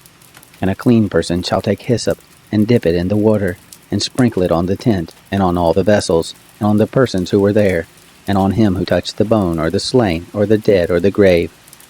And the clean person shall sprinkle on the unclean on the 3rd day, and on the 7th day. And on the 7th day he shall purify him, and he shall wash his clothes, and bathe himself in water, and shall be clean at evening. But the man who shall be unclean, and shall not purify himself, that soul shall be cut off from the midst of the assembly, because he hath defiled the sanctuary of the Lord. The water for impurity has not been sprinkled on him, he is unclean. It shall be a perpetual statute to them, and he who sprinkles the water for impurity shall wash his clothes, and he who touches the water for impurity shall be unclean until evening. Whatever the unclean person touches shall be unclean, and the soul that touches it shall be unclean until evening. The children of Israel, even the whole congregation, came into the wilderness of Zin in the 1st month, and the people abode in Kadesh, and Miriam died there and was buried there. There was no water for the congregation, and they assembled themselves together against Moses and against Aaron. The people strove with Moses and spoke, saying, Would that we had died when our brothers died before the Lord. Why have you brought the assembly of the Lord into this wilderness, that we should die there, we and our animals? Why have you made us to come up out of Egypt, to bring us into this evil place? It is no place of seed, or of figs, or of vines, or of pomegranates, neither is there any water to drink. Moses and Aaron went from the presence of the assembly to the door of the tent of meeting, and fell on their faces, and the glory of the Lord appeared to them. The Lord spoke to Moses, saying, Take the rod, and assemble the congregation, you and Aaron your brother, and speak to the rock before their eyes, that it give forth its water. And you shall bring forth to them water out of the rock. So you shall give the congregation and their cattle drink. Moses took the rod from before the Lord as he commanded him. Moses and Aaron gathered the assembly together before the rock, and he said to them, Hear now, you rebels, shall we bring you forth water out of this rock? Moses lifted up his hand and struck the rock with his rod twice, and water came forth abundantly, and the congregation drank and their cattle. The Lord said to Moses and Aaron, Because you didn't believe in me, to sanctify me in the eyes of the children of Israel, therefore you shall not bring this assembly into the land which I have given them. These are the waters of Meribah, because the children of Israel strove with the Lord, and he was sanctified in them. Moses sent messengers from Kadesh to the king of Edom. Thus says your brother Israel, You know all the travail that has happened to us, how our fathers went down into Egypt, and we lived in Egypt a long time, and the Egyptians dealt ill with us and our fathers. And when we cried to the Lord, he heard our voice, and sent an angel, and brought us forth out of Egypt. And behold, we are in Kadesh, a city in the uttermost of your border. Please let us pass through your land. We will not pass through field or through vineyard, neither will we drink of the water of the wells. We will go along the king's highway. We will not turn aside to the right hand nor to the left, until we have passed your border. Edom said to him, You shall not pass through me, lest I come out with the sword against you. The children of Israel said to him, We will go up by the highway, and if we drink of your water, I and my cattle, then I will give the price of it. Let me only, without doing anything else, pass through on my feet. He said, You shall not pass through. Edom came out against him with much people and with a strong hand. Thus Edom refused to give Israel passage through his border, and Israel turned away from him. They traveled from Kadesh, and the children of Israel, even the whole congregation, came to Mount Hor. The Lord spoke to Moses and Aaron in Mount Hor, by the border of the land of Edom, saying, Aaron shall be gathered to his people, for for he shall not enter into the land which I have given to the children of Israel, because you rebelled against my word at the waters of Meribah. Take Aaron and Eleazar his son, and bring them up to Mount Hor, and strip Aaron of his garments, and put them on Eleazar his son, and Aaron shall be gathered to his people, and shall die there. Moses did as the Lord commanded, and they went up into Mount Hor in the sight of all the congregation. Moses stripped Aaron of his garments, and put them on Eleazar his son, and Aaron died there on the top of the mountain, and Moses and Eleazar came down from the mountain. When all the congregation saw that Aaron was dead, they wept for Aaron 30 days, even all the house of Israel. The Canaanite, the king of Arad, who lived in the south, heard tell that Israel came by the way of Atharim, and he fought against Israel, and took some of them captive. Israel vowed a vow to the Lord, and said, If you will indeed deliver this people into my hand, then I will utterly destroy their cities. The Lord listened to the voice of Israel, and delivered up the Canaanites, and they utterly destroyed them and their cities, and the name of the place was called Hormah. They traveled from Mount Hor by the way to the Red Sea, to compass the land of Edom, and the soul of the people was much discouraged because of the way. The people spoke against God and against Moses. Why have you brought us up out of Egypt to die in the wilderness? For there is no bread and there is no water, and our soul loathes this light bread. The Lord sent fiery serpents among the people, and they bit the people, and many of the people of Israel died. The people came to Moses and said, We have sinned because we have spoken against the Lord and against you. Pray to the Lord that he take away the serpents from us. Moses prayed for the people. The Lord said to Moses, Make a fiery serpent, and set it on a pole, and it shall happen that everyone who is bitten when he sees it shall live. Moses made a serpent of brass and set it on the standard, and it happened that if a certain had bitten any man, when he looked to the serpent of brass he lived. The children of Israel traveled and encamped in Oboth. They traveled from Oboth and encamped at Iyabarim, in the wilderness which is before Moab toward the sunrise. From there they traveled and encamped in the valley of Zered. From there they traveled and encamped on the other side of the Arnon, which is in the wilderness, that comes out of the border of the Amorites, for the Arnon is the border of Moab, between Moab and the Amorites. Therefore it is said in the book of the wars of the Lord, Bahab and Suphah, the valleys of the Arnon, the slope of the valleys that inclines toward the dwelling of Ar, leans on the border of Moab. From there they traveled to Beer. That is the well of which the Lord said to Moses, Gather the people together, and I will give them water. Then sang Israel this song, Spring up, O well, sing to it, the well which the princes dug, which the nobles of the people dug, with the scepter and with their poles. From the wilderness they traveled to Mattanah, and from Mattanah to Nahaliel, and from Nahaliel to Barmoth, and from Barmoth to the valley that is in the field of Moab, to the top of Pisgah, which looks down on the desert. Israel sent messengers to Sihon the king of the Amorites, saying, Let me pass through your land. We will not turn aside into field or into vineyard. We will not drink of the water of the wells. We will go by the king's highway until we have passed your border. Sihon would not allow Israel to pass through his border, but Sihon gathered all his people together and went out against Israel into the wilderness, and came to Jahaz, and he fought against Israel. Israel struck him with the edge of the sword, and possessed his land from the Arnon to the Jabbok, even to the children of Ammon, for the border of the children of Ammon was strong. Israel took all these cities, and Israel lived in all the cities of the Amorites, in Heshbon, and all the towns of it. For Heshbon was the city of Sihon the king of the Amorites, who had fought against the former king of Moab, and taken all his land out of his hand, even to the Arnon. Therefore those who speak in Proverbs say, Come you to Heshbon, let the city of Sihon be built and established. For a fire is gone out of Heshbon, a flame from the city of Sihon. It has devoured Ar of Moab, the lords of the high places of the Arnon. Woe to you, Moab! You are undone, people of Chemosh. He has given his sons as fugitives, his daughters into captivity, to Sihon king of the Amorites. We have shot at them. Heshbon is perished even to Dibon. We have laid waste even to Nophah, which reaches to Medeba. Thus Israel lived in the land of the Amorites. Moses sent to spy out Jazer, and they took the towns of it, and drove out the Amorites who were there. They turned and went up by the way of Bashan, and Og the king of Bashan went out against them, he and all his people, to battle at Edrei. The Lord said to Moses, Don't fear him, for I have delivered him into your hand and all his people and his land. and you shall do to him as you did to Sihon, king of the Amorites, who lived at Heshbon. So they struck him and his sons and all his people, until there was none left him remaining, and they possessed his land. The children of Israel traveled, and encamped in the plains of Moab beyond the Jordan at Jericho. Balak the son of Zippor saw all that Israel had done to the Amorites. Moab was very afraid of the people, because they were many, and Moab was distressed because of the children of Israel.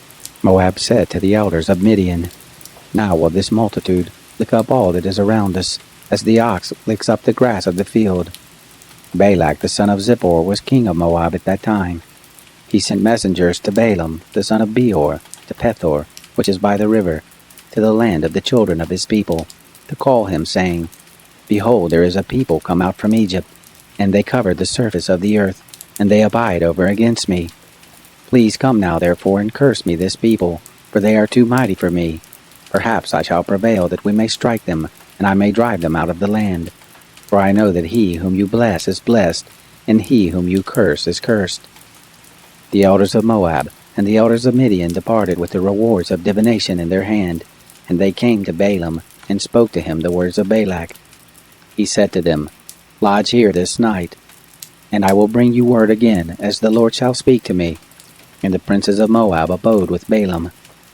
God came to Balaam and said, Who are these men with you? Balaam said to God, Balak the son of Zippor, king of Moab, has sent to me, saying, Behold, the people that has come out of Egypt, they cover the surface of the earth. Come now and curse them. Perhaps I shall be able to fight against them and shall drive them out.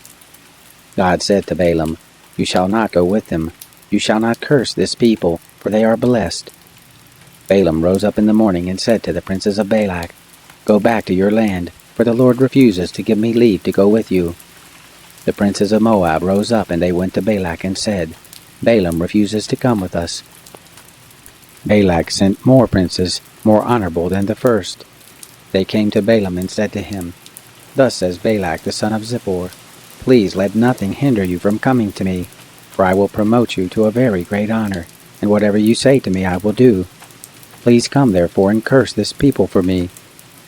Balaam answered the servants of Balak, If Balak would give me his house full of silver and gold, I can't go beyond the word of the Lord my God to do less or more.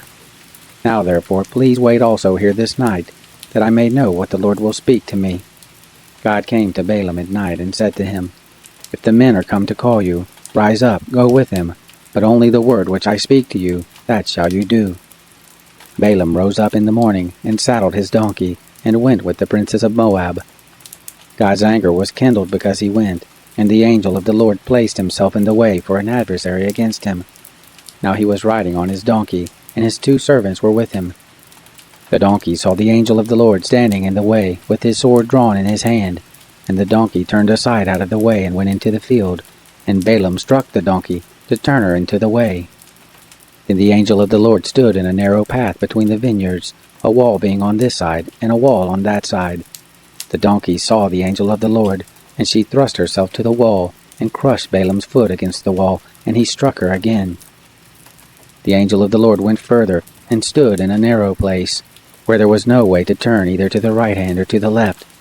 The donkey saw the angel of the Lord, and she lay down under Balaam. And Balaam's anger was kindled, and he struck the donkey with his staff. The Lord opened the mouth of the donkey, and she said to Balaam, What have I done to you, that you have struck me these 3 times? Balaam said to the donkey, Because you have mocked me. I would there were a sword in my hand, for now I would kill you.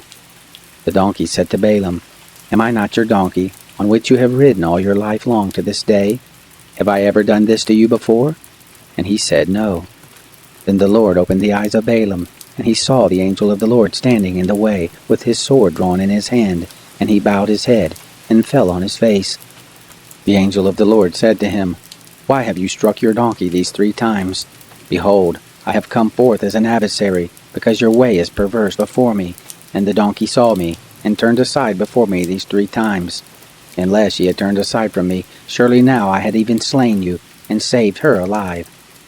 Balaam said to the angel of the Lord, I have sinned, for I didn't know that you stood in the way against me. Now therefore, if it displease you, I will go back again. The angel of the Lord said to Balaam, Go with the men, but only the word that I shall speak to you, that shall you speak. So Balaam went with the princes of Balak. When Balak heard that Balaam was come, he went out to meet him to the city of Moab, which is on the border of the Arnon, which is in the utmost part of the border. Balak said to Balaam, Didn't I earnestly send to you to call you? Why didn't you come to me? Am I not able indeed to promote you to honor? Balaam said to Balak, Behold, I have come to you. Have I now any power at all to speak anything? The word that God puts in my mouth, that shall I speak. Balaam went with Balak, and they came to Kiriath-Huzoth. Balak sacrificed oxen and sheep, and sent to Balaam, and to the princes who were with him. It happened in the morning, that Balak took Balaam, and brought him up to the high places of Baal, and he saw from there the utmost part of the people. Balaam said to Balak, Build me here 7 altars, and prepare me 7 bulls and 7 rams. Balak did as Balaam had spoken, and Balak and Balaam offered on every altar a bull and a ram. Balaam said to Balak, Stand by your burnt offering, and I will go. Perhaps the Lord will come to meet me, and whatever he shows me I will tell you. He went to a bare height. God met Balaam, and he said to him, I have prepared the 7 altars, and I have offered up a bull and a ram on every altar. The Lord put a word in Balaam's mouth, and said, Return to Balak, and thus shall you speak. He returned to him, and behold, he was standing by his burnt offering, he and all the princes of Moab. He took up his parable and said, From Aram has Balak brought me, the king of Moab from the mountains of the east. Come, curse me Jacob, come, and defy Israel. How shall I curse, whom God has not cursed? How shall I defy, whom the Lord has not defied? For from the top of the rocks I see him, from the hills I see him. Behold, it is a people that dwells alone, and shall not be reckoned among the nations. Who can count the dust of Jacob, or number the 4th part of Israel? Let me die the death of the righteous. Let my last end be like his. Balak said to Balaam, What have you done to me? I took you to curse my enemies, and behold, you have blessed them altogether. He answered and said, Must I not take heed to speak that which the Lord puts in my mouth? Balak said to him, Please come with me to another place, from where you may see them. You shall but see the small part of them, and shall not see them all, and curse them from there. He took him into the field of Zophim, to the top of Pisgah, and built 7 altars, and offered up a bull and a ram on every altar. He said to Balak, Stand here by your burnt offering, while I meet the Lord yonder. The Lord met Balaam, and put a word in his mouth, and said, Return to Balak, and thus shall you speak. He came to him, and behold, he was standing by his burnt offering, and the princes of Moab with him. Balak said to him, What has the Lord spoken? He took up his parable and said, Rise up, Balak, and hear. Listen to me, you son of Zippor. God is not a man that he should lie, neither the son of man that he should repent. Has he said, and will he not do it? Or has he spoken, and will he not make it good? Behold, I have received commandment to bless. He has blessed, and I can't reverse it. He has not seen iniquity in Jacob, neither has he seen perverseness in Israel. The Lord his God is with him. The shout of a king is among them. God brings them forth out of Egypt. He has, as it were, the strength of the wild ox. Surely there is no enchantment with Jacob, neither is there any divination with Israel. Now shall it be said of Jacob and of Israel, What has God done? Behold, the people rises up as a lioness. As a lion does he lift himself up. He shall not lie down until he eats of the prey, and drinks the blood of the slain. Balak said to Balaam, Neither curse them at all, nor bless them at all. But Balaam answered Balak, Didn't I tell you, saying, All that the Lord speaks, that I must do? Balak said to Balaam, Come now, I will take you to another place. Perhaps it will please God that you may curse them from there. Balak took Balaam to the top of Peor, that looks down on the desert. Balaam said to Balak, Build me here 7 altars, and prepare me here 7 bulls and 7 rams. Balak did as Balaam had said, and offered up a bull and a ram on every altar. When Balaam saw that it pleased the Lord to bless Israel, he didn't go as at the other times to meet with enchantments, but he set his face toward the wilderness. Balaam lifted up his eyes, and he saw Israel dwelling according to their tribes, and the Spirit of God came on him. He took up his parable and said, Balaam the son of Beor says, The man whose eye was closed says, He says who hears the words of God, who sees the vision of the Almighty. falling down and having his eyes open. How goodly are your tents, Jacob, your tents, O Israel! As valleys are they spread forth, as gardens by the riverside, as aloes which the Lord has planted, as cedar trees beside the waters. Water shall flow from his buckets, his seed shall be in many waters. His king shall be higher than Agag, his kingdom shall be exalted. God brings him forth out of Egypt. He has, as it were, the strength of the wild ox. He shall eat up the nations as his adversaries. He shall break their bones in pieces, and smite them through with his arrows. He couched, he lay down as a lion. As a lioness, who shall rouse him up? Blessed be everyone who blesses you. Cursed be everyone who curses you. Balak's anger was kindled against Balaam, and he struck his hands together. And Balak said to Balaam, I called you to curse my enemies, and behold, you have altogether blessed them these 3 times. Therefore now flee to your place. I thought to promote you to great honor, but behold, the Lord has kept you back from honor. Balaam said to Balak, Didn't I also tell your messengers whom you sent to me, saying, If Balak would give me his house full of silver and gold, I can't go beyond the word of the Lord to do either good or bad of my own mind. What the Lord speaks, that will I speak. Now, behold, I go to my people.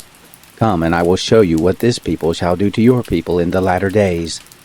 He took up his parable and said, Balaam the son of Beor says, The man whose eye was closed says, He says who hears the words of God, and knows the knowledge of the Most High, who sees the vision of the Almighty, falling down and having his eyes open. I see him, but not now. I see him, but not near. There shall come forth a star out of Jacob, a scepter shall rise out of Israel, and shall strike through the corners of Moab, and break down all the sons of tumult. Edom shall be a possession, and Seir also shall be a possession, who were his enemies, while Israel does valiantly. Out of Jacob shall one have dominion. He shall destroy the remnant from the city. He looked at Amalek, and took up his parable, and said, Amalek was the first of the nations, but his latter end shall come to destruction. He looked at the Kenite, and took up his parable, and said, Strong is your dwelling place, your nest is set in the rock. Nevertheless Cain shall be wasted, until Asher shall carry you away captive. He took up his parable, and said, Alas, who shall live when God does this? But ships shall come from the coast of Kittim. They shall afflict Asher, and shall afflict Eber. He also shall come to destruction. Balaam rose up and went, and returned to his place, and Balak also went his way. Israel abode in Shittim, and the people began to play the prostitute with the daughters of Moab, for they called the people to the sacrifices of their gods, and the people ate, and bowed down to their gods. Israel joined himself to Baal Peor, and the anger of the Lord was kindled against Israel. The Lord said to Moses, Take all the chiefs of the people, and hang them up to the Lord before the sun, that the fierce anger of the Lord may turn away from Israel. Moses turned to the judges of Israel, Kill every one his men who have joined themselves to Baal Peor. Behold, one of the children of Israel came and brought to his brothers a Midianite woman in the sight of Moses, and in the sight of all the congregation of the children of Israel, while they were weeping at the door of the tent of meeting. When Phinehas, the son of Eleazar, the son of Aaron the priest, saw it, he rose up from the midst of the congregation, and took a spear in his hand, and he went after the man of Israel into the pavilion, and thrust both of them through, the man of Israel and the woman through her body. So the plague was stayed from the children of Israel. Those who died by the plague were 24,000. The Lord spoke to Moses, saying, Phinehas, the son of Eleazar, the son of Aaron the priest, has turned my wrath away from the children of Israel, in that he was jealous with my jealousy among them, so that I didn't consume the children of Israel in my jealousy. Therefore say, Behold, I give to him my covenant of peace, and it shall be to him and to his seed after him, the covenant of an everlasting priesthood, because he was jealous for his God, and made atonement for the children of Israel. Now the name of the man of Israel that was slain, who was slain with the Midianite woman, was Zimri, the son of Salu, a prince of a father's house among the Simeonites. The name of the Midianite woman who was slain was Cozbi, the daughter of Zur. He was head of the people of a father's house in Midian. The Lord spoke to Moses, saying, Vex the Midianites and strike them, for they vex you with their wiles. with which they have deceived you in the matter of Baal Peor, and in the matter of Cozbi, the daughter of the prince of Midian their sister, who was slain on the day of the plague in the matter of Peor. It happened after the plague, that the Lord spoke to Moses and to Eleazar the son of Aaron the priest, saying, Take the sum of all the congregation of the children of Israel, from 20 years old and upward, by their fathers' houses, all who were able to go forth to war in Israel. Moses and Eleazar the priest spoke with them in the plains of Moab by the Jordan at Jericho, saying, Take the sum of the people, from 20 years old and upward, as the Lord commanded Moses and the children of Israel, that came forth out of the land of Egypt. Reuben, the firstborn of Israel. The sons of Reuben, of Hanok, the family of the Hanokites, of Palu, the family of the Paluites, of Hezron, the family of the Hezronites, of Carmi, the family of the Carmites. These are the families of the Reubenites, and those who were numbered of them were 43,730. The sons of Palu, Eliab, the sons of Eliab, Nemuel, and Dathan, and Abiram. These are that Dathan and Abiram, who were called of the congregation, who strove against Moses and against Aaron in the company of Korah, when they strove against the Lord. And the earth opened its mouth, and swallowed them up together with Korah, when that company died. What time the fire devoured 250 men, and they became a sign. Notwithstanding, the sons of Korah didn't die. The sons of Simeon after their families, of Nemuel, the family of the Nemuelites, of Jamin, the family of the Jaminites, of Jachin, the family of the Jachinites, of Zerah, the family of the Zerhites, of Shaul, the family of the Shaulites. These are the families of the Simeonites, 22,200. The sons of Gad after their families, of Zephon, the family of the Zephonites, of Haggai, the family of the Haggites, of Shuni, the family of the Shunites, of Ozni, the family of the Oznites, of Eri, the family of the Erites, of Arad, the family of the Aradites, of Areli, the family of the Arelites. These are the families of the sons of Gad, according to those who were numbered of them, 40,500. The sons of Judah, and Onan. And and Onan died in the land of Canaan. The sons of Judah after their families were, of Shelah, the family of the Shelonites, of Perez, the family of the Perizzites, of Zerah, the family of the Zerahites. The sons of Perez were, of Hezron, the family of the Hezronites, of Hamul, the family of the Hamulites. These are the families of Judah, according to those who were numbered of them, 76,500. The sons of Issachar, after their families, of Tola, the family of the Tolaites, of Puvah, the family of the Punites, of Jashub, the family of the Jashubites, of Shimron, the family of the Shimronites. These are the families of Issachar, according to those who were numbered of them, 64,300.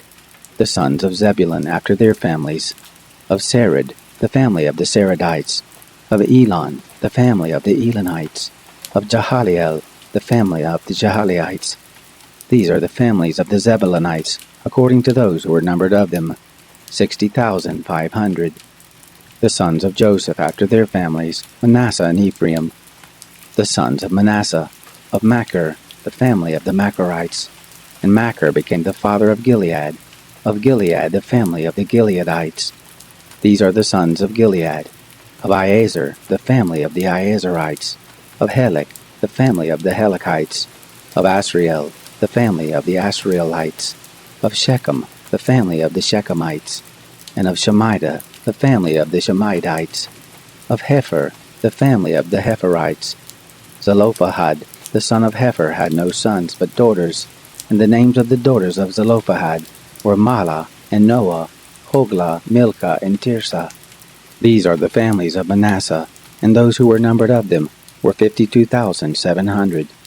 These are the sons of Ephraim after their families, of Shuthelah, the family of the Shuthelites, of Bechir, the family of the Bechirites, of Tahan, the family of the Tahanites. These are the sons of Shuthelah, of Aaron, the family of the Aaronites. These are the families of the sons of Ephraim, according to those who were numbered of them, 32,500. These are the sons of Joseph after their families, the sons of Benjamin after their families, of Bela, the family of the Balites, of Ashbel, the family of the Ashbelites, Of Ahiram, the family of the Ahiramites. Of Shephupham, the family of the Shuphamites. Of Hupham, the family of the Huphamites. The sons of Bela were Ard and Naaman. Of Ard, the family of the Ardites. Of Naaman, the family of the Naamites. These are the sons of Benjamin after their families, and those who were numbered of them were 45,600. These are the sons of Dan after their families. Of Shuham, the family of the Shuhamites. These are the families of Dan after their families. All the families of the Shuhamites, according to those who were numbered of them, were 64,400. The sons of Asher after their families. Of Imnah, the family of the Imnites.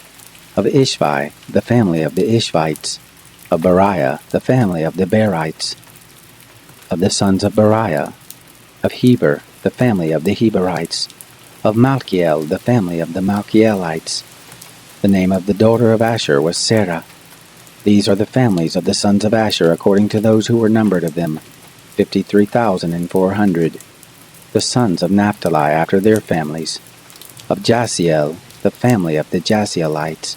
Of Gunai, the family of the Gunites. Of Jezer, the family of the Jezerites. Of Shillem, the family of the Shillemites. These are the families of Naphtali according to their families, and those who were numbered of them were 45,400. These are those who were numbered of the children of Israel, 601,730. The Lord spoke to Moses, saying, To these the land shall be divided for an inheritance according to the number of names. To the more you shall give the more inheritance, and to the fewer you shall give the less inheritance. To everyone according to those who were numbered of him shall his inheritance be given. Notwithstanding, the land shall be divided by lot. According to the names of the tribes of their fathers they shall inherit. According to the lot shall their inheritance be divided between the more and the fewer. These are those who were numbered of the Levites, after their families. Of Gershon, the family of the Gershonites. Of Kohath, the family of the Kohathites. Of Merari, the family of the Merarites. These are the families of Levi, the family of the Libnites, the family of the Hebronites, the family of the Malites, the family of the Mushites, the family of the Korahites. Kohath became the father of Amram. The name of Amram's wife was Jochebed, the daughter of Levi, who was born to Levi in Egypt. And she bore to Amram Aaron and Moses, and Miriam their sister. To Aaron was born Nadab, and Abihu, Eleazar and Ithamar. Nadab and Abihu died when they offered strange fire before the Lord. Those who were numbered of them were 23,000, every male from a month old and upward, for they were not numbered among the children of Israel, because there was no inheritance given them among the children of Israel. These are those who were numbered by Moses and Eleazar the priest, who numbered the children of Israel in the plains of Moab by the Jordan at Jericho. But among these there was not a man of them who were numbered by Moses and Aaron the priest, who numbered the children of Israel in the wilderness of Sinai. For the Lord had said of them, They shall surely die in the wilderness. There was not left a man of them, save Caleb the son of Jephunneh, and Joshua the son of Nun. Then drew near the daughters of Zelophehad, the son of Hepher, the son of Gilead, the son of Machir, the son of Manasseh, of the families of Manasseh the son of Joseph. And these are the names of his daughters, Mahlah, Noah, and Hoglah, and Milcah, and Tirzah. They stood before Moses, and before Eleazar the priest, and before the princes and all the congregation, at the door of the tent of meeting, saying, Our father died in the wilderness, and he was not among the company of those who gathered themselves together against the Lord in the company of Korah, but he died in his own sin, and he had no sons. Why should the name of our father be taken away from among his family, because he had no son? Give us a possession among the brothers of our father. Moses brought their cause before the Lord. The Lord spoke to Moses, saying, The daughters of Zelophehad speak right. You shall surely give them a possession of an inheritance among their father's brothers, and you shall cause the inheritance of their father to pass to them. You shall speak to the children of Israel, saying, If a man dies and has no son, then you shall cause his inheritance to pass to his daughter. If he has no daughter, then you shall give his inheritance to his brothers. If he has no brothers, then you shall give his inheritance to his father's brothers. If his father has no brothers, then you shall give his inheritance to his kinsman, who is next to him of his family, and he shall possess it. And it shall be to the children of Israel a statute and an ordinance, as the Lord commanded Moses. The Lord said to Moses, Go up into this mountain of Abiram, and see the land which I have given to the children of Israel. When you have seen it, you also shall be gathered to your people, as Aaron your brother was gathered, because you rebelled against my word in the wilderness of Zin, in the strife of the congregation, to sanctify me at the waters before their eyes. These are the waters of Meribah of Kadesh, in the wilderness of Sin. Moses spoke to the Lord, saying, Let the Lord, the God of the spirits of all flesh, appoint a man over the congregation, who may go out before them, and who may come in before them, and who may lead them out, and who may bring them in, that the congregation of the Lord not be as sheep which had no shepherd. The Lord said to Moses, Take Joshua the son of Nun, a man in whom is the Spirit, and lay your hand on him, and set him before Eleazar the priest, and before all the congregation, and give him a charge in their sight. You shall put of your honor on him, that all the congregation of the children of Israel may obey. He shall stand before Eleazar the priest, who shall inquire for him by the judgment of the Urim before the Lord. At his word shall they go out, and at his word shall they come in, both he and all the children of Israel with him, even all the congregation. Moses did as the Lord commanded him, and he took Joshua, and set him before Eleazar the priest, and before all the congregation. And he laid his hands on him, and gave him a charge, as the Lord spoke by Moses. The Lord spoke to Moses, saying, Command the children of Israel, and tell them, My offering, my food for my offerings made by fire, of a sweet savor to me, shall you observe to offer to me in their due season. You shall tell them, This is the offering made by fire which you shall offer to the Lord. He-lambs a year old without blemish, 2 day by day, for a continual burnt offering. The one lamb you shall offer in the morning, and the other lamb you shall offer at evening. And the 10th part of an ephah of fine flour for a meal offering, mixed with the 4th part of a hin of beaten oil. It is a continual burnt offering, which was ordained in Mount Sinai for a sweet savor, an offering made by fire to the Lord. The drink offering of it shall be the 4th part of a hin for the one lamb. In the holy place shall you pour out a drink offering of strong drink to the Lord. The other lamb shall you offer at evening, as the meal offering of the morning, and as the drink offering of it, you shall offer it, an offering made by fire, of a sweet savor to the Lord. On the Sabbath day, 2 he-lambs a year old without blemish, and 2/10 parts of an ephah of fine flour for a meal offering mixed with oil, and the drink offering. This is the burnt offering of every Sabbath, besides the continual burnt offering and the drink offering.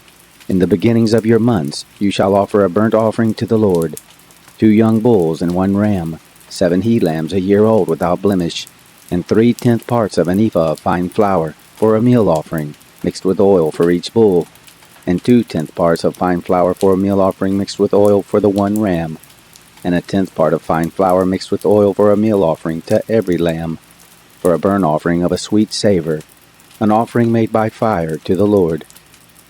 Their drink offering shall be half a hin of wine for a bull, and the 3rd part of a hin for the ram, and the 4th part of a hin for a lamb. This is the burnt offering of every month, throughout the months of the year. 1 male goat for a sin offering to the Lord. It shall be offered besides the continual burnt offering and the drink offering. In the 1st month, on the 14th day of the month, is the Lord's Passover. On the 15th day of this month shall be a feast.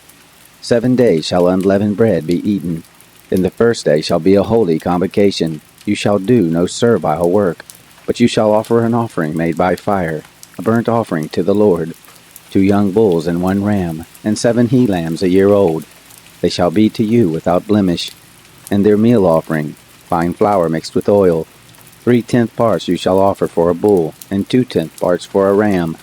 A 10th part shall you offer for every lamb of the 7 lambs, and 1 male goat for a sin offering, to make atonement for you. You shall offer these besides the burnt offering of the morning, which is for a continual burnt offering.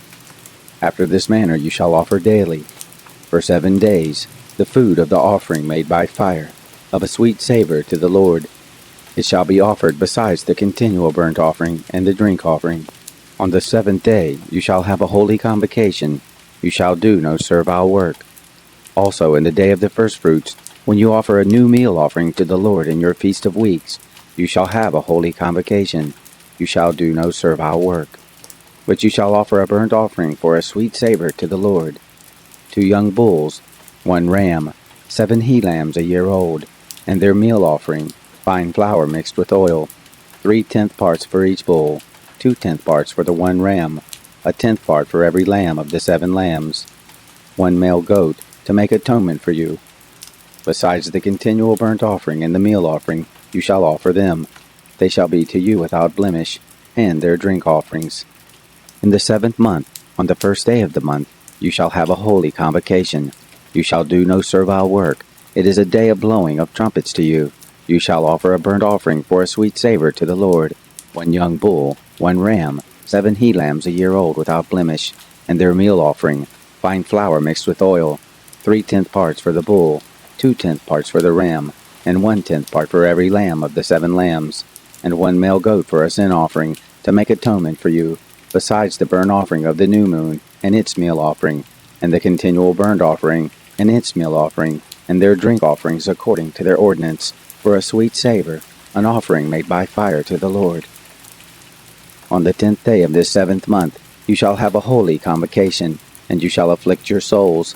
You shall do no manner of work, but you shall offer a burnt offering to the Lord for a sweet savor, 1 young bull, 1 ram, 7 he-lambs a year old. They shall be to you without blemish, and their meal offering, fine flour mixed with oil, 3/10 parts for the bull, 2/10 parts for the 1 ram, 1/10 part for every lamb of the 7 lambs, 1 male goat for a sin offering, besides the sin offering of atonement, and the continual burnt offering and its meal offerings, and their drink offerings. On the 15th day of the 7th month, you shall have a holy convocation.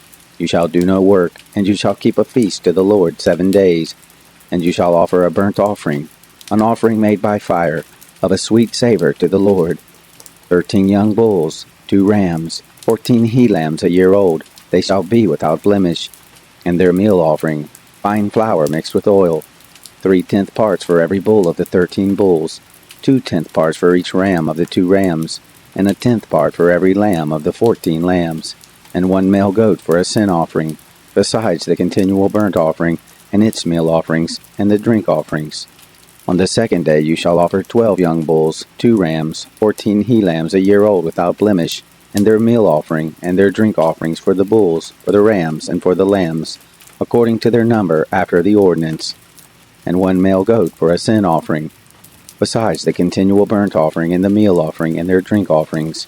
On the 3rd day, 11 bulls, 2 rams, 14 he-lambs a year old without blemish, and their meal offering, and their drink offerings for the bulls, for the rams, and for the lambs, according to their number, after the ordinance, and 1 male goat for a sin offering, besides the continual burnt offering, and its meal offering, and its drink offering.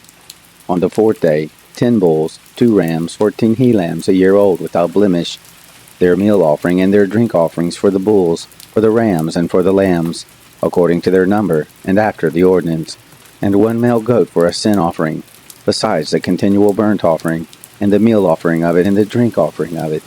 On the 5th day, 9 bulls, 2 rams, 14 he-lambs a year old without blemish, and their meal offering, and their drink offerings for the bulls, for the rams, and for the lambs, according to their number, after the ordinance, and 1 male goat for a sin offering, besides the continual burnt offering, and its meal offerings, and its drink offerings. On the 6th day, 8 bulls, 2 rams, 14 he-lambs a year old without blemish, and their meal offering, and their drink offerings for the bulls, for the rams, and for the lambs, according to their number, after the ordinance, and 1 male goat for a sin offering, besides a continual burnt offering with its meal offering and drink offering. On the 7th day, 7 bulls, 2 rams, 14 he-lambs a year old without blemish, and their meal offering and their drink offerings for the bulls, for the rams, and for the lambs, according to their number, after the ordinance, and 1 male goat for a sin offering, besides a continual burnt offering with its meal offering and drink offerings. On the 8th day you shall have a solemn assembly. You shall do no work, but you shall offer a burnt offering, an offering made by fire for a sweet savor to the Lord, 1 bull, 1 ram, 7 he-lambs a year old without blemish. Their meal offerings and their drink offerings for the bull, for the ram, and for the lambs shall be according to their number, after their ordinance, and 1 male goat for a sin offering, besides the continual burnt offering, with its meal offering and drink offering. These you shall offer to the Lord in your set feast, besides your vows and your freewill offerings, for your burnt offerings, and for your meal offerings, and for your drink offerings, and for your peace offerings. Moses told the children of Israel, according to all that the Lord commanded Moses. Moses spoke to the heads of the tribes of the children of Israel, saying, This is the thing which the Lord has commanded. When a man vows a vow to the Lord, or swears an oath to bind his soul with a bond, he shall not break his word. He shall do according to all that proceeds out of his mouth. Also, when a woman vows a vow to the Lord, and binds herself by a bond, being in her father's house in her youth, and her father hears her vow, and her bond with which she has bound her soul, and her father holds his peace at her, then all her vows shall stand, and every bond with which she has set a bound for her soul shall stand. But if her father disallow her in the day that he hears, none of her vows, or of her bonds with which she has bound her soul shall stand, and the Lord will forgive her, because her father disallowed her.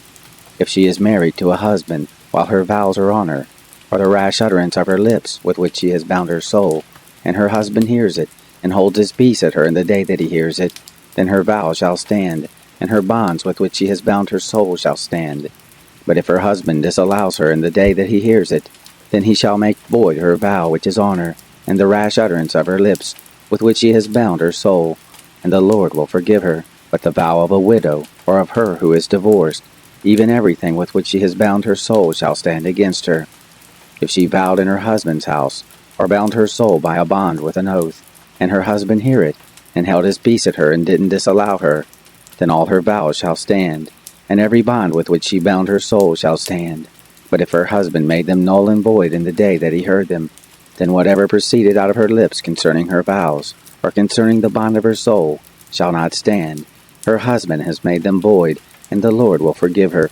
Every vow and every binding oath to afflict the soul, her husband may establish it, or her husband may make it void. But if her husband altogether holds his peace at her from day to day, then he establishes all her vows, or all her bonds, which are on her. He has established them, because he held his peace at her in the day that he heard them. But if he shall make them null and void after that he has heard them, then he shall bear her iniquity. These are the statutes which the Lord commanded Moses between a man and his wife, between a father and his daughter, being in her youth, in her father's house. The Lord spoke to Moses, saying, Avenge the children of Israel of the Midianites. Afterward you shall be gathered to your people. Moses spoke to the people, saying, Arm men from among you for the war, that they may go out against Midian, to execute the Lord's vengeance on Midian. Of every tribe 1,000, throughout all the tribes of Israel shall you send to the war. So there were delivered, out of the thousands of Israel, 1,000 of every tribe, 12,000 armed for war. Moses sent them, 1,000 of every tribe to the war, them and Phinehas the son of Eleazar the priest to the war, with the vessels of the sanctuary, and the trumpets for the alarm in his hand. They warred against Midian as the Lord commanded Moses, and they killed every male. They killed the kings of Midian with the rest of their slain, Evi and Rechem, and Zur, and Hur, and Reba, the 5 kings of Midian. Balaam also the son of Beor they killed with the sword. The children of Israel took captive the women of Midian and their little ones, and all their cattle, and all their flocks, and all their goods they took for a spoil. All their cities and the places in which they lived, and all their encampments they burnt with fire. They took all the spoil, and all the prey, both of man and of animal. They brought the captives and the prey and the spoil to Moses, and to Eleazar the priest, and to the congregation of the children of Israel, to the camp at the plains of Moab, which are by the Jordan at Jericho. Moses and Eleazar the priest and all the princes of the congregation went forth to meet them outside of the camp. Moses was angry with the officers of the host, the captains of thousands, and the captains of hundreds, who came from the service of the war. Moses said to them, Have you saved all the women alive? Behold, these caused the children of Israel, through the counsel of Balaam, to commit trespass against the Lord in the matter of Baal Peor, and so the plague was among the congregation of the Lord. Now therefore kill every male among the little ones, and kill every woman who has known man by lying with him. But all the girls who have not known man by lying with him, keep alive for yourselves. Encamp outside of the camp 7 days. Whoever has killed any person, and whoever has touched any slain, purify yourselves on the 3rd day, and on the 7th day, you and your captives. As to every garment, and all that is made of skin, and all the work of goat's hair, and all these things made by wood, you shall purify yourselves. Eleazar the priest said to the men of war who went to the battle, "This is the statute of the law which the Lord has commanded Moses. However, the gold and the silver, the brass, the iron, the tin, and the lead, everything that may abide the fire, you shall make go through the fire, and it shall be clean. Nevertheless, it shall be purified with the water for impurity. And all that doesn't withstand the fire you shall make go through the water. You shall wash your clothes on the seventh day, and you shall be clean. And afterward you shall come into the camp." The Lord spoke to Moses, saying, "Take the sum of the spoil that was taken, both of man and animal, you and Eleazar the priest, and the heads of the fathers' houses of the congregation, and divide the spoil into 2 parts, between the men skilled at war, who went out to battle, and all the congregation. Levy a tribute to the Lord of the men of war who went out to battle, 1 soul of 500, both of the persons, and of the oxen, and of the donkeys, and of the flocks. Take it of their half, and give it to Eleazar the priest, for the Lord's heave offering. Of the children of Israel's half, you shall take 1 drawn out of every 50, of the persons, of the oxen, of the donkeys, and of the flocks, even of all the cattle, and give them to the Levites, who keep the charge of the tent of the Lord." Moses and Eleazar the priest did as the Lord commanded Moses. Now the spoil, over and above the bounty which the men of war took, was 675,000 sheep, and 72,000 oxen, and 71,000 donkeys, and 32,000 persons in all, of the women who had not known man by lying with him. The half, which was the portion of those who went out to war, was in number 337,500 sheep, and the Lord's tribute of the sheep was 675. The oxen were 36,000, of which the Lord's tribute was 72. The donkeys were 30,500, of which the Lord's tribute was 61. The persons were 16,000, of whom the Lord's tribute was 32 persons. Moses gave the tribute, which was the Lord's heave offering, to Eleazar the priest, as the Lord commanded Moses. Of the children of Israel's half, which Moses divided off from the men who warred, now the congregation's half was 337,500 sheep, and 36,000 oxen, and 30,500 donkeys, and 16,000 persons. Even of the children of Israel's half, Moses took 1 drawn out of every 50, both of man and of animal, and gave them to the Levites, who kept the charge of the tent of the Lord, as the Lord commanded Moses. The officers who were over the thousands of the host, the captains of thousands, and the captains of hundreds came near to Moses, and they said to Moses, "Your servants have taken the sum of the men of war who are under our charge, and there lacks not 1 man of us. We have brought the Lord's offering, what every man has gotten, of jewels of gold, ankle chains and bracelets, signet rings, earrings, and armlets, to make atonement for our souls before the Lord." Moses and Eleazar the priest took the gold from them, even all worked jewels. All the gold of the heave offering that they offered up to the Lord, of the captains of thousands, and of the captains of hundreds, was 16,750 shekels, for the men of war had taken spoil every man for himself. Moses and Eleazar the priest took the gold of the captains of thousands and of hundreds, and brought it into the tent of meeting, for a memorial for the children of Israel before the Lord.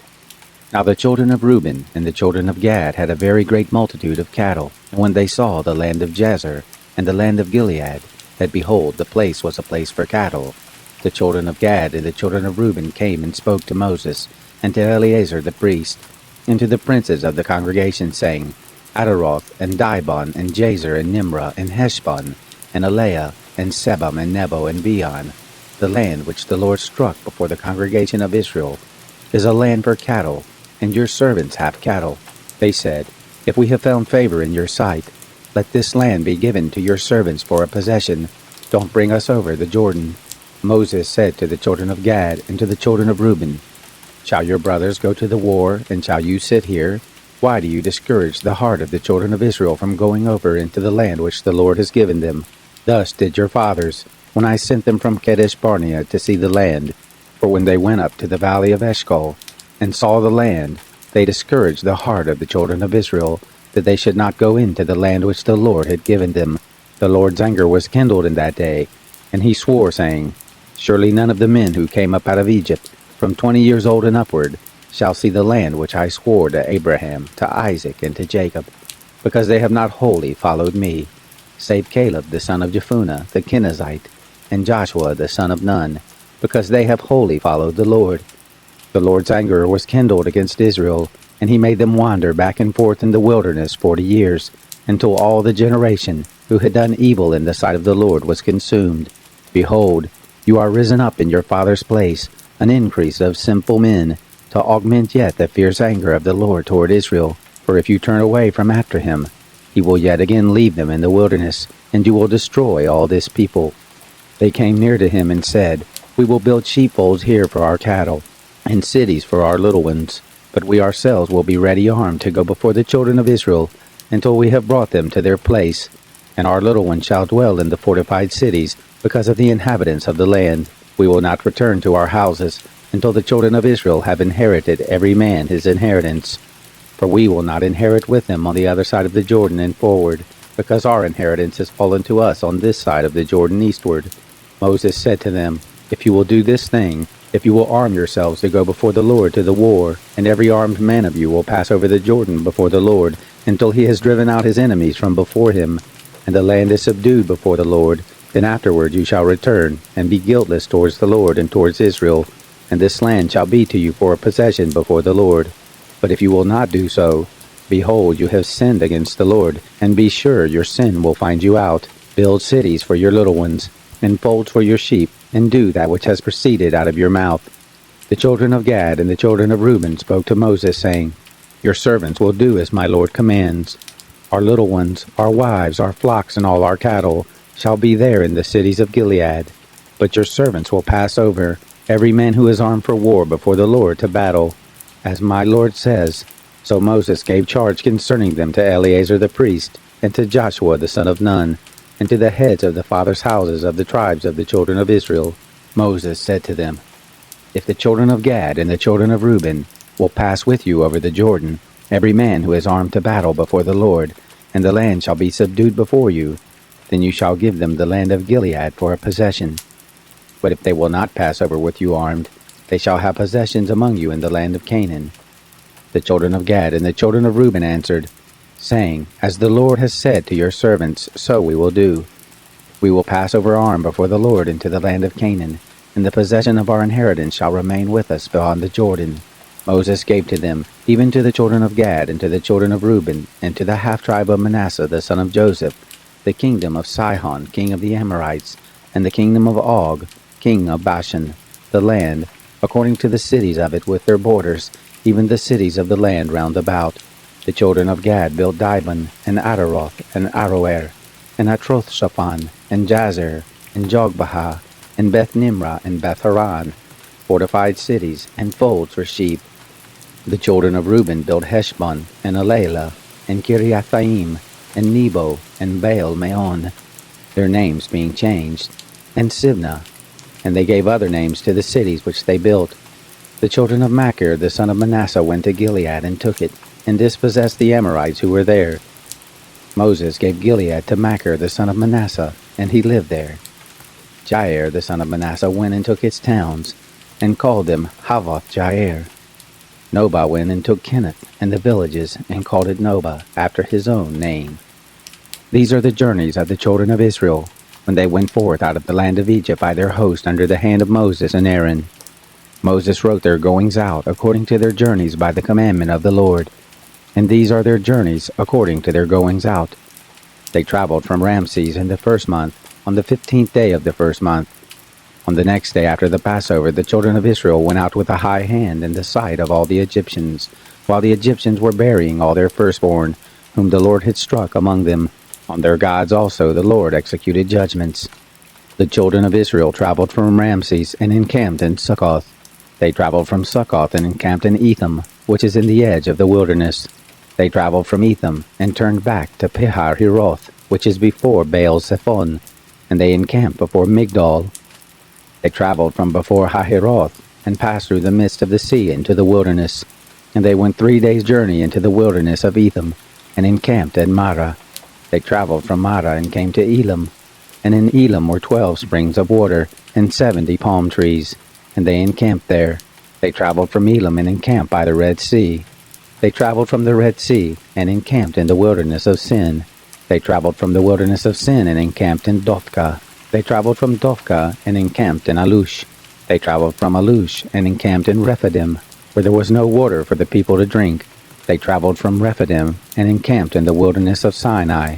They traveled from the wilderness of Sinai and encamped in Kibroth Hattaavah. They traveled from Kibroth Hattaavah and encamped in Hazeroth. They traveled from Hazeroth and encamped in Rithmah. They traveled from Rithmah and encamped in Rimmon Perez. They traveled from Rimmon Perez and encamped in Libnah. They traveled from Libnah and encamped in Risa. They traveled from Risa and encamped in Kehelathah. They traveled from Kehelathah and encamped in Mount Shafir. They traveled from Mount Shafir and encamped in Heradah. They traveled from Heradah and encamped in Machaloth. They traveled from Machaloth and encamped in Tahath. They traveled from Tahath and encamped in Terah. They traveled from Terah and encamped in Mithkah. They traveled from Mithkah and encamped in Hashmonah. They traveled from Hashmonah and encamped in Moseroth. They traveled from Moseroth and encamped in Ben Jakan. They traveled from Ben Jakan and encamped in Hor Haggadad. They traveled from Hor Haggadad and encamped in Jotbathah. They traveled from Jotbathah and encamped in Abrona. They traveled from Abrona and encamped in Ezion-Geber. They traveled from Ezion-Geber and encamped in the wilderness of Sin, the same as Kadesh. They traveled from Kadesh and encamped in Mount Hor, in the edge of the land of Edom. Aaron the priest went up into Mount Hor at the commandment of the Lord and died there. In the 40th year after the children of Israel were come out of the land of Egypt, in the 5th month, on the 1st day of the month, Aaron was 123 years old when he died in Mount Hor. The Canaanite, the king of Arad, who lived in the south in the land of Canaan, heard of the coming of the children of Israel. They traveled from Mount Hor and encamped in Zalmonah. They traveled from Zalmonah and encamped in Punon. They traveled from Punon and encamped in Oboth. They traveled from Oboth and encamped in Abarim, in the border of Moab. They traveled from Ayim and encamped in Dibon-Gad. They traveled from Dibon-Gad and encamped in Almon-Diblathaim. They traveled from Almon-Diblathaim and encamped in the mountains of Abarim before Nebo. They traveled from the mountains of Abarim and encamped in the plains of Moab by the Jordan at Jericho. They encamped by the Jordan, from Beth-Jesimoth even to Abel-Shittim, in the plains of Moab. The Lord spoke to Moses in the plains of Moab by the Jordan at Jericho, saying, Speak to the children of Israel and tell them, When you pass over the Jordan into the land of Canaan, then you shall drive out all the inhabitants of the land from before you, and destroy all their figured stones, and destroy all their molten images, and demolish all their high places. And you shall take possession of the land and dwell there. For to you have I given the land to possess it. You shall inherit the land by lot, according to your families. To the more you shall give the more inheritance, and to the fewer you shall give the less inheritance. Wherever the lot falls to any man, that shall be his. According to the tribes of your fathers shall you inherit. But if you will not drive out the inhabitants of the land from before you, then shall those who you let remain of them be as pricks in your eyes, and as thorns in your sides, and they shall vex you in the land in which you dwell. It shall happen that as I thought to do to them, so will I do to you. The Lord spoke to Moses, saying, Command the children of Israel, and tell them, When you come into the land of Canaan, this is the land that shall fall to you for an inheritance, even the land of Canaan according to its borders. Then your south border shall be from the wilderness of Sin, along by the side of Edom, and your south border shall be from the end of the salt sea eastward. And your border shall turn about southward of the ascent of Akbarabim, and pass along to Sin, and the goings out of it shall be southward of Kadesh Barnea, and it shall go forth to Hazar Adar, and pass along to Asmon. And the border shall turn about from Asmon to the brook of Egypt, and the goings out of it shall be at the sea. For the western border you shall have the great sea, and the border, this shall be your west border. This shall be your north border. From the great sea you shall mark out for you Mount Hor. From Mount Hor you shall mark out to the entrance of Hamath. And the goings out of the border shall be at Zedad. And the border shall go forth to Ziphron. And the goings out of it shall be at Hazar Enan. This shall be your north border. You shall mark out your east border from Hazar Enan to Shephem. And the border shall go down from Shephem to Riblah, on the east side of Ain. And the border shall go down and shall reach to the sea of Chinnereth eastward. And the border shall go down to the Jordan, and its goings out shall be at the salt sea. This shall be your land according to the borders of it round about. Moses commanded the children of Israel, saying, This is the land which you shall inherit by lot, which the Lord has commanded to give to the 9 tribes, and to the half-tribe, for the tribe of the children of Reuben according to their fathers' houses, and the tribe of the children of Gad according to their fathers' houses, have received, and the half-tribe of Manasseh has received their inheritance. The 2 tribes and the half-tribe have received their inheritance beyond the Jordan, at Jericho eastward toward the sunrise. The Lord spoke to Moses, saying, These are the names of the men who shall divide the land to you for an inheritance: Eleazar the priest, and Joshua the son of Nun. You shall take 1 prince of every tribe, to divide the land for inheritance.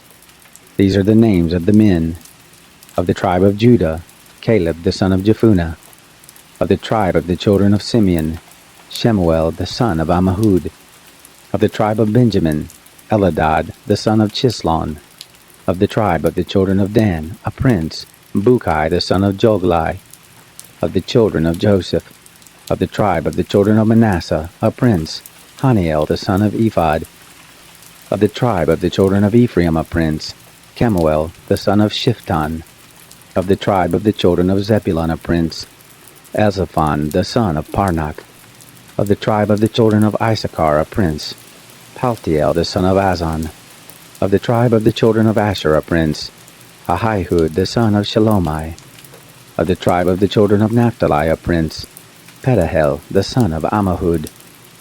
These are they whom the Lord commanded to divide the inheritance to the children of Israel in the land of Canaan. The Lord spoke to Moses in the plains of Moab by the Jordan at Jericho, saying, Command the children of Israel that they give to the Levites of the inheritance of their possessions cities to dwell in, and suburbs for the cities round about them shall you give to the Levites. The cities shall they have to dwell in, and their suburbs shall be for their cattle, and for their substance, and for all their animals. The suburbs of the cities which you shall give to the Levites shall be from the wall of the city, and outward 1,000 cubits round about. You shall measure outside of the city for the east side 2,000 cubits, and for the south side 2,000 cubits, and for the west side 2,000 cubits, and for the north side 2,000 cubits, the city being in the middle. This shall be to them the suburbs of the cities. The cities which you shall give to the Levites, they shall be the 6 cities of refuge, which you shall give for the manslayer to flee to, and besides them you shall give 42 cities. All the cities which you shall give to the Levites shall be 48 cities. Them shall you give them with their suburbs. Concerning the cities which you shall give of the possessions of the children of Israel, from the many you shall take many, and from the few you shall take few. Every one according to his inheritance which he inherits shall give of his cities to the Levites. The Lord spoke to Moses, saying, Speak to the children of Israel, and tell them, When you pass over the Jordan into the land of Canaan, then you shall appoint you cities to be cities of refuge for you, that the manslayer, who kills any person unwittingly, may flee there. The cities shall be to you for refuge from the avenger, that the manslayer not die, until he stands before the congregation for judgment. The cities which you shall give shall be for you 6 cities of refuge. You shall give 3 cities beyond the Jordan, and 3 cities shall you give in the land of Canaan. They shall be cities of refuge. For the children of Israel, and for the stranger, and for the foreigner living among them, shall these 6 cities be for refuge, that everyone who kills any person unwittingly may flee there. But if he struck him with an instrument of iron so that he died, he is a murderer. The murderer shall surely be put to death. If he struck him with a stone in the hand, by which a man may die, and he died, he is a murderer. The murderer shall surely be put to death. Or if he struck him with a weapon of wood in the hand, by which a man may die, and he died, he is a murderer. The murderer shall surely be put to death. The avenger of blood shall himself put the murderer to death. When he meets him, he shall put him to death.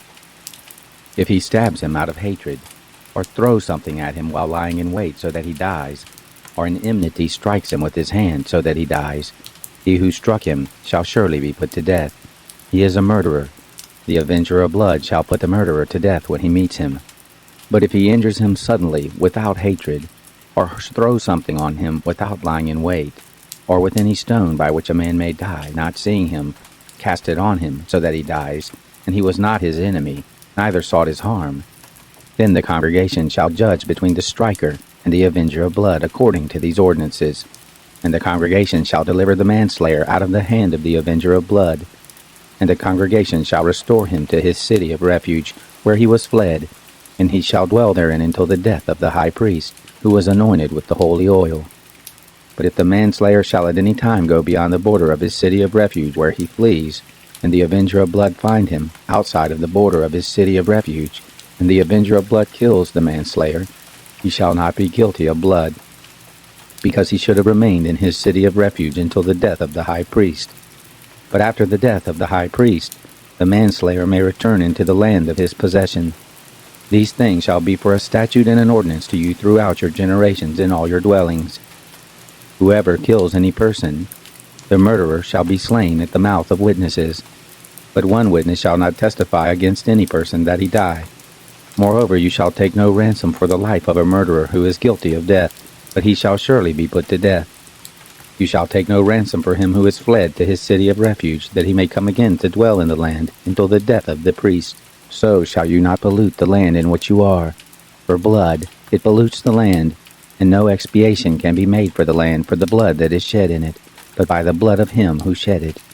You shall not defile the land which you inhabit, in the midst of which I dwell, for I, the Lord, dwell in the midst of the children of Israel.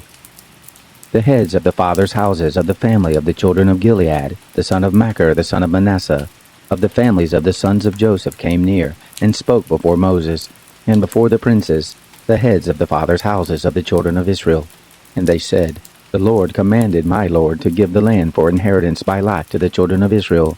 And my Lord was commanded by the Lord to give the inheritance of Zelophehad, our brother, to his daughters, if they be married to any of the sons of the other tribes of the children of Israel. Then will their inheritance be taken away from the inheritance of our fathers, and will be added to the inhabitants of the tribe to which they shall belong. So will it be taken away from the lot of our inheritance. When the Jubilee of the children of Israel shall come, then will their inheritance be added to the inheritance of the tribe to which they shall belong. So will their inheritance be taken away from the inheritance of the tribe of our fathers. Moses commanded the children of Israel according to the word of the Lord, saying, The tribe of the sons of Joseph speaks right. This is the thing which the Lord does command concerning the daughters of Zelophehad, saying, Let them be married to whom they think best, only into the family of the tribe of their father shall they be married. So shall no inheritance of the children of Israel remove from tribe to tribe, for the children of Israel shall cleave every one to the inheritance of the tribe of his fathers. Every daughter who possesses an inheritance in any tribe of the children of Israel shall be wife to one of the family of the tribe of her father, that the children of Israel may possess every man the inheritance of his fathers. So shall no inheritance remove from one tribe to another tribe, for the tribes of the children of Israel shall cleave every one to his own inheritance. Even as the Lord commanded Moses, so did the daughters of Zelophehad. For Mahlah, Tirzah, Hoglah, and Milcah, and Noah, the daughters of Zelophehad, were married to their father's brothers' sons. They were married into the families of the son of Manasseh, the son of Joseph, and their inheritance remained in the tribe of the family of their father. These are the commandments and the ordinances which the Lord commanded by Moses to the children of Israel in the plains of Moab, by the Jordan at Jericho.